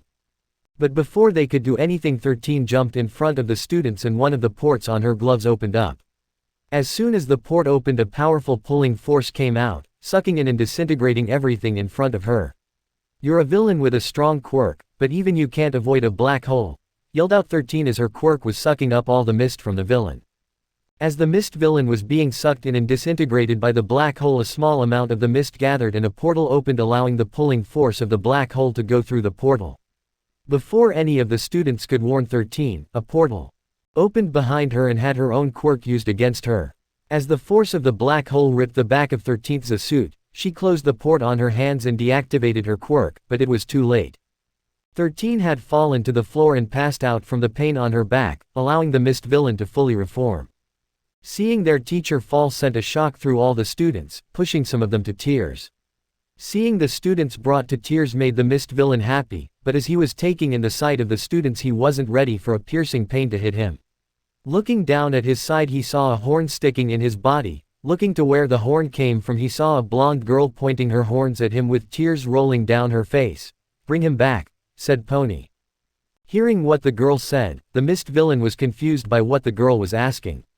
"Give me Izuku back," yelled out Pony, launching a massive amount of horns at the villain. With Pony making a distraction that gave the remaining students time to compose themselves and come up with a plan.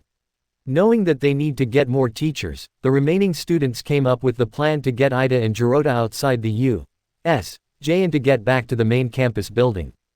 With Pony distracting the villain and the other students adding in their own help to stop the villain from stopping the two from making their way to the main campus. Seeing that the students were trying to leave, the mist villain tried to make his way to them to stop them, opening a portal and sending the horns back at Pony, but they were stopped by a small rock that changed into a boulder. Looking over at the other students, the mist villain saw that some rocks were flying towards him with a purple aura around them, and right before they hit him they grew to a massive size. Making the villain stop his pursuit of the two students, both remaining classes helped each other keep the villain in his place as Ida and Jirota pried the door open. They were finally able to open the doors as the other students were holding the mist villain back. Making it outside, Ida's engines roared to life with blue flames blasting out, and Jirota transformed into his beast form and sprinted down the street with Ida right next to him. Seeing that he failed his job, the mist villain disappeared. Seeing that the threat was gone, the students went to check on 13, and seeing that the only person that could bring back Izuku was gone, Pony was devastated. That was until a tentacle tapped her shoulder. Turning around, she could see it was Shoji trying to get her attention. "Don't worry about Midoriya, I used my quirk and I could see him land in the shipwreck zone," said Shoji, pointing towards the shipwreck area. Hearing that her boyfriend was still alive and in the building made Pony happy and stopped her crying. After the students got 13 injuries treated the best they could, they looked out at the other areas and had Shoji use his quirk to see if he could find the others and to see what their situations are like. Learning where some people were and seeing that some were making their way to the central plaza where the two teachers were still fighting. Back with Izuku, seeing the sight in front of him almost sent him into a rage-filled state, holding back the best he could. Tsuyu and Setsuna were on the verge of tears after seeing their teachers in the states they were in. Tsuyu was frozen with a blank face and tears pushing at her eyes. Setsuna had her hand over her mouth as tears had started rolling down her face. She started to close in on herself, taking a small step back from the sight. Setsuna had grabbed onto Izuku's costume, unaware that she was doing this. Both teachers had been beaten to the ground, with Vlad King having a lot of blood on his body and a broken leg. Aizawa was being held down by the massive black creature that Izuku saw. Aizawa had a broken arm and a massive gash on his head. The massive creature was holding their teacher on the ground as the person with hands all over him was talking to him about killing All Might, and how the creature that was on top of him was made to kill the symbol of peace. As the three students were watching this and could hear the plan of the villain, the two girls were not ready to experience a wave of killing intent that came from Izuku. Both girls looked up at Izuku's face and what they saw scared them. The normally kind and joking boy they knew was not there. Instead they saw Izuku with his red eyes blazing, his teeth sharpening, and a low threatening growl coming from him. Both girls were scared, but only one of them knew that she had to stop her classmate from doing something. Tsuyu, having the abilities of a frog, made her have the senses of the animal as well, so she could tell that Izuku was ready to fight the creature in front of him. Stepping in front of Izuku, Tsuyu put her hand on his chest like she was trying to push him back. "Izuku, you need to calm down, you can't fight that thing. I know you're strong, but that thing is apparently made to fight All Might. Please stop," Kiro said. Tsuyu tried her best to stop Izuku. Setsuna also tried to help hold back Izuku, but before Izuku could move they all heard someone yelling. Looking to the origin, they all saw Melissa charging at the black beast with yellow lightning dancing off her body. As Melissa punched the beast, a gust of massive wind came from the hit. As the wind cleared, Izuku and the others saw that the hit Melissa used sent the beast a few feet away but had no other damage. Seeing a chance, Izuku dashed in and grabbed Aizawa and got him away from the fighting. Handing his teacher to the two girls, Izuku told the girls to get their teacher to the top of the stairs and get him help. Before the girls could stop him, he was gone. Appearing next to Melissa, Izuku was ready to fight. "I would ask if you were okay, but I don't see any injuries on you, so I will ask the better question. How do you want to fight this thing?" asked Izuku. "Good to see you are doing okay as well, and yes, I have no serious injuries. I came from the downpour zone and got some of our classmates to go back to the stairs with the others. But to answer your question, we need to hold the villains back so that the rest of our classmates can make their way to the stairs," said Melissa. "So you noticed them as well? I could smell them once they got close. But from what I have seen, this thing is strong," said Izuku. Seeing that the hand villain was getting angry and that there were still some villains left that Vlad King and Aizawa didn't knock out, Izuku knew that this was going to be a massive battle. Noticing that Itsuka and Juzo were getting Vlad King out of the area, gave Izuku a calm state of mind knowing that he wouldn't have to protect his teachers. Hearing the hand villain tell the others to kill himself and Melissa, made Izuku mad. Changing his arms muscles to mantis shrimp muscles to increase his punching power, and his legs into desert locust legs for jumping and kicking power, and to finish off his changes he also grows his pangolin plates for armor. Seeing her classmate change, Melissa knew that she was about to see how strong her classmate really is, fighting villains for real. Seeing the villains charge at them, Melissa and Izuku charged into the fight. With Melissa powering up with lightning coming from her body, and Izuku yelling out with a roar of fury. Launching off the ground with his powerful legs, Izuku proceeds to kick the crap out of the villains, launching from one villain to another with his locust legs. Melissa was dashing from villain to villain knocking them out with her enhanced strength and speed. The two student heroes were fighting, the others made their way to the stairs and back to the rest of their class. With Itsuka telling Pony what Izuku was doing, Pony told her that they already had people ready to help the injured teacher. As the two classes were talking they weren't ready for their classmate Melissa to go flying into the wall behind them. Seeing Melissa trying to pull herself out of the wall, the students turned to the central plaza and saw Izuku holding back the black beast's massive hand. As the massive beast was pushing down on him, Izuku had changed his muscles and legs back to normal before making him as strong as a Hercules beetle. Holding the arms back that were about to crush him, Izuku looked at the hand villain and mist villain with rage in his eyes. Feeling his legs giving out, Izuku changed into a fly and got away from the black beast before turning back to normal. "You think you can beat my Nomu? You're joking if you think you can beat him. He was made just for me, to kill All Might, and nothing you do will stop that," said the hand villain. "Wait, kill All Might? This thing was made to kill him. What does he mean by made? Is that thing not a person?" Thought Izuku saw the Nomu just stand there as the hand villain monologues about why they were there, and how this is the place that All Might dies. Not taking any chances, Izuku used the villain's distracted state to come up with an idea. Before he could do anything though, a yellow flash went past him. Melissa charged the villain with a yellow aura around her hand that she was about to use on the villain. But before the attack landed, the Nomu stepped in front of the hand villain and took the attack instead. With no damage taken and no show of pain, the Nomu just stood there. "You think an attack like that would work? Nomu was made to fight All Might. My Nomu has shock absorption. Nothing you do can stop him," said the hand villain. "Nomu, kill the brats," said the hand villain, to the Nomu who dashed at the students with the intent to kill. Moving out of the way, Melissa tried to attack the Nomu again with punches and kicks. As the Nomu was trying to hit the blonde-haired heroine, it didn't notice a green-haired boy coming from behind it. Izuku changed his arms into tentacles and latched onto the Nomu, holding its arms to its sides, and himself onto the Nomu's back with his increased strength from the Hercules beetle. With the Nomu's arms being held down, Izuku grew a scorpion tail and started stinging the Nomu repeatedly. After about 10 stings, the Nomu was starting to feel the toxin in its system. Seeing that the Nomu was starting to fall, the hand villain was starting to scratch his neck and yelling out in a childish tantrum, before yelling at the Nomu to kill the green hair boy who is trying to steal his toy.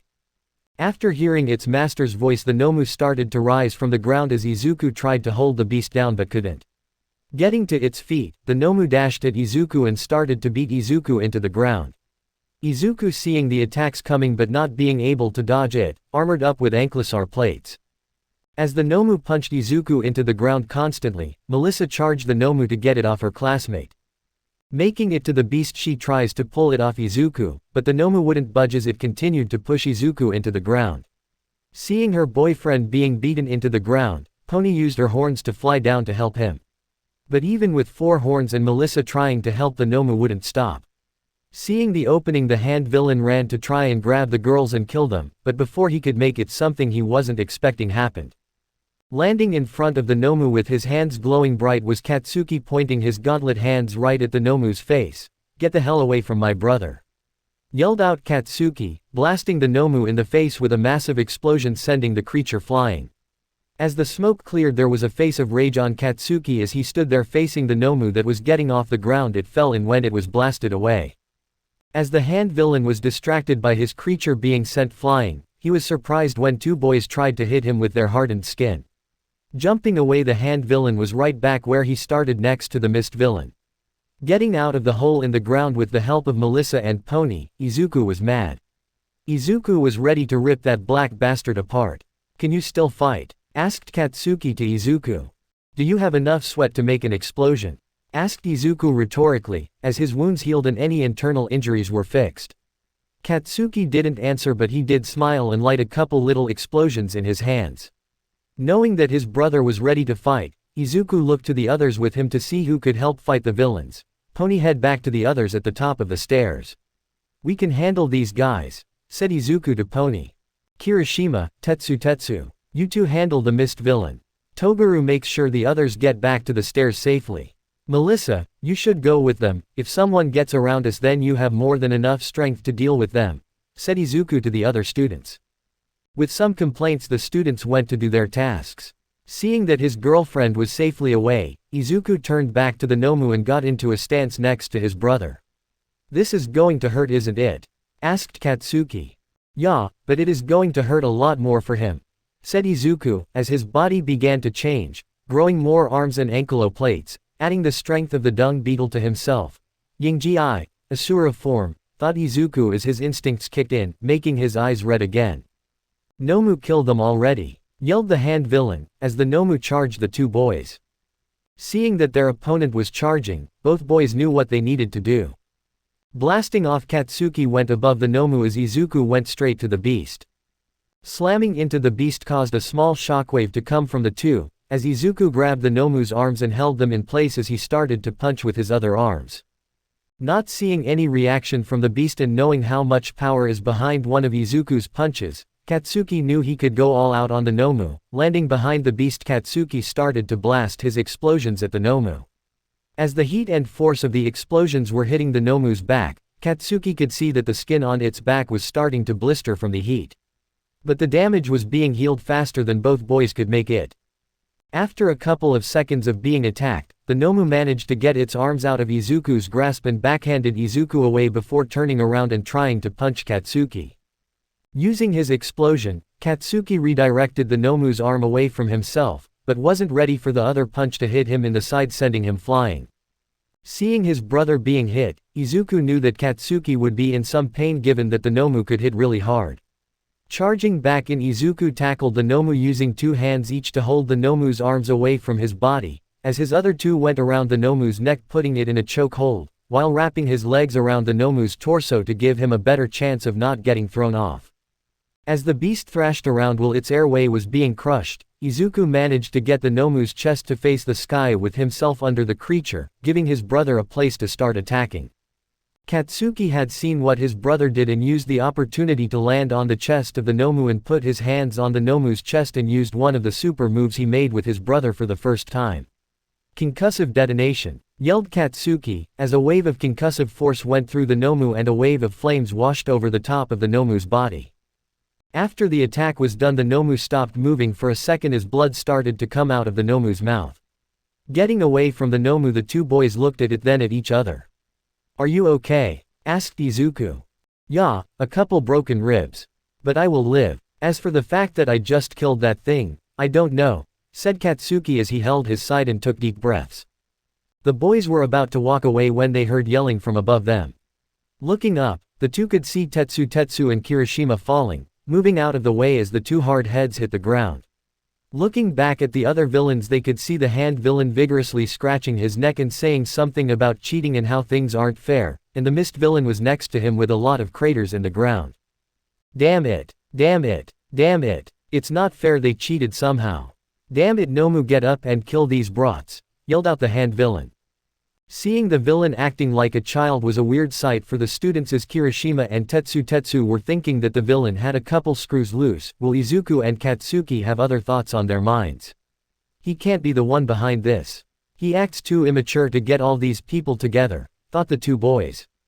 After having a second or two of thought about the villain in front of them, Izuku changed back to normal to relax his muscles and to save stamina. But this was a bad idea when his instincts went off like crazy as a shadow appeared over them.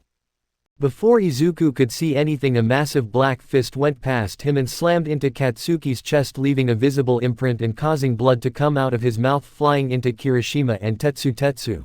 Kacha, Izuku was cut off by another hand, slamming him back to the shipwreck zone with a massive splash into the water. Seeing their classmates get clobbered made the students on the stairs go white in fear, and caused some of the other students that were just making it to the plaza stop and be frozen. The students from the other zones thought they would be safe with the others, especially with their strongest classmates, but to see two of them getting ragdolled caused them to be filled with fear. But to a couple of girls it was a nightmare.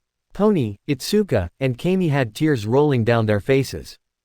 Holding Katsuki, Kirishima and Tetsu were trying their best to help him breathe after the punch. "Ha Bakugo, breathe man. Are you okay?" asked Kirishima. Coughing from the punch, and trying his best to not pass out, Katsuki tried to tell Kirishima something.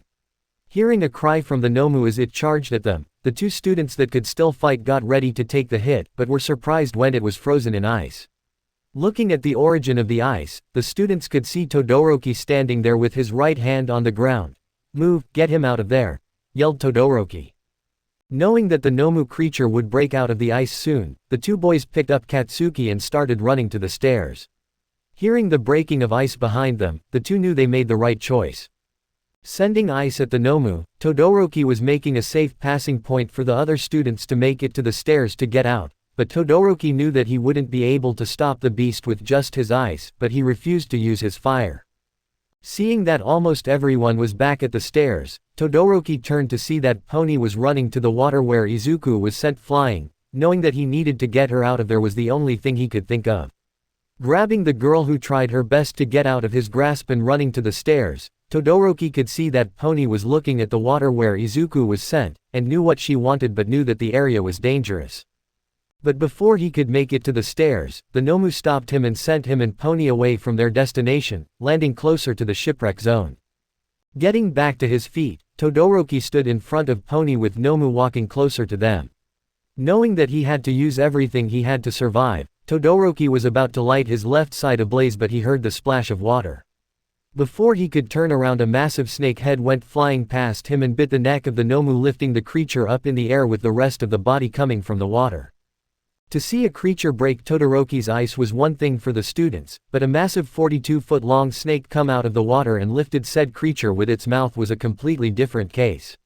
Some of the students were confused as to what it was, but one person knew what she was seeing. "That's Titanoboa, an extinct species of snake," said Setsuna. Hearing that it was a prehistoric creature made the other students happy, knowing that there was only one person in their class that could change into said creature. Itsuka and Kami were holding each other in relief, seeing Izuku was okay.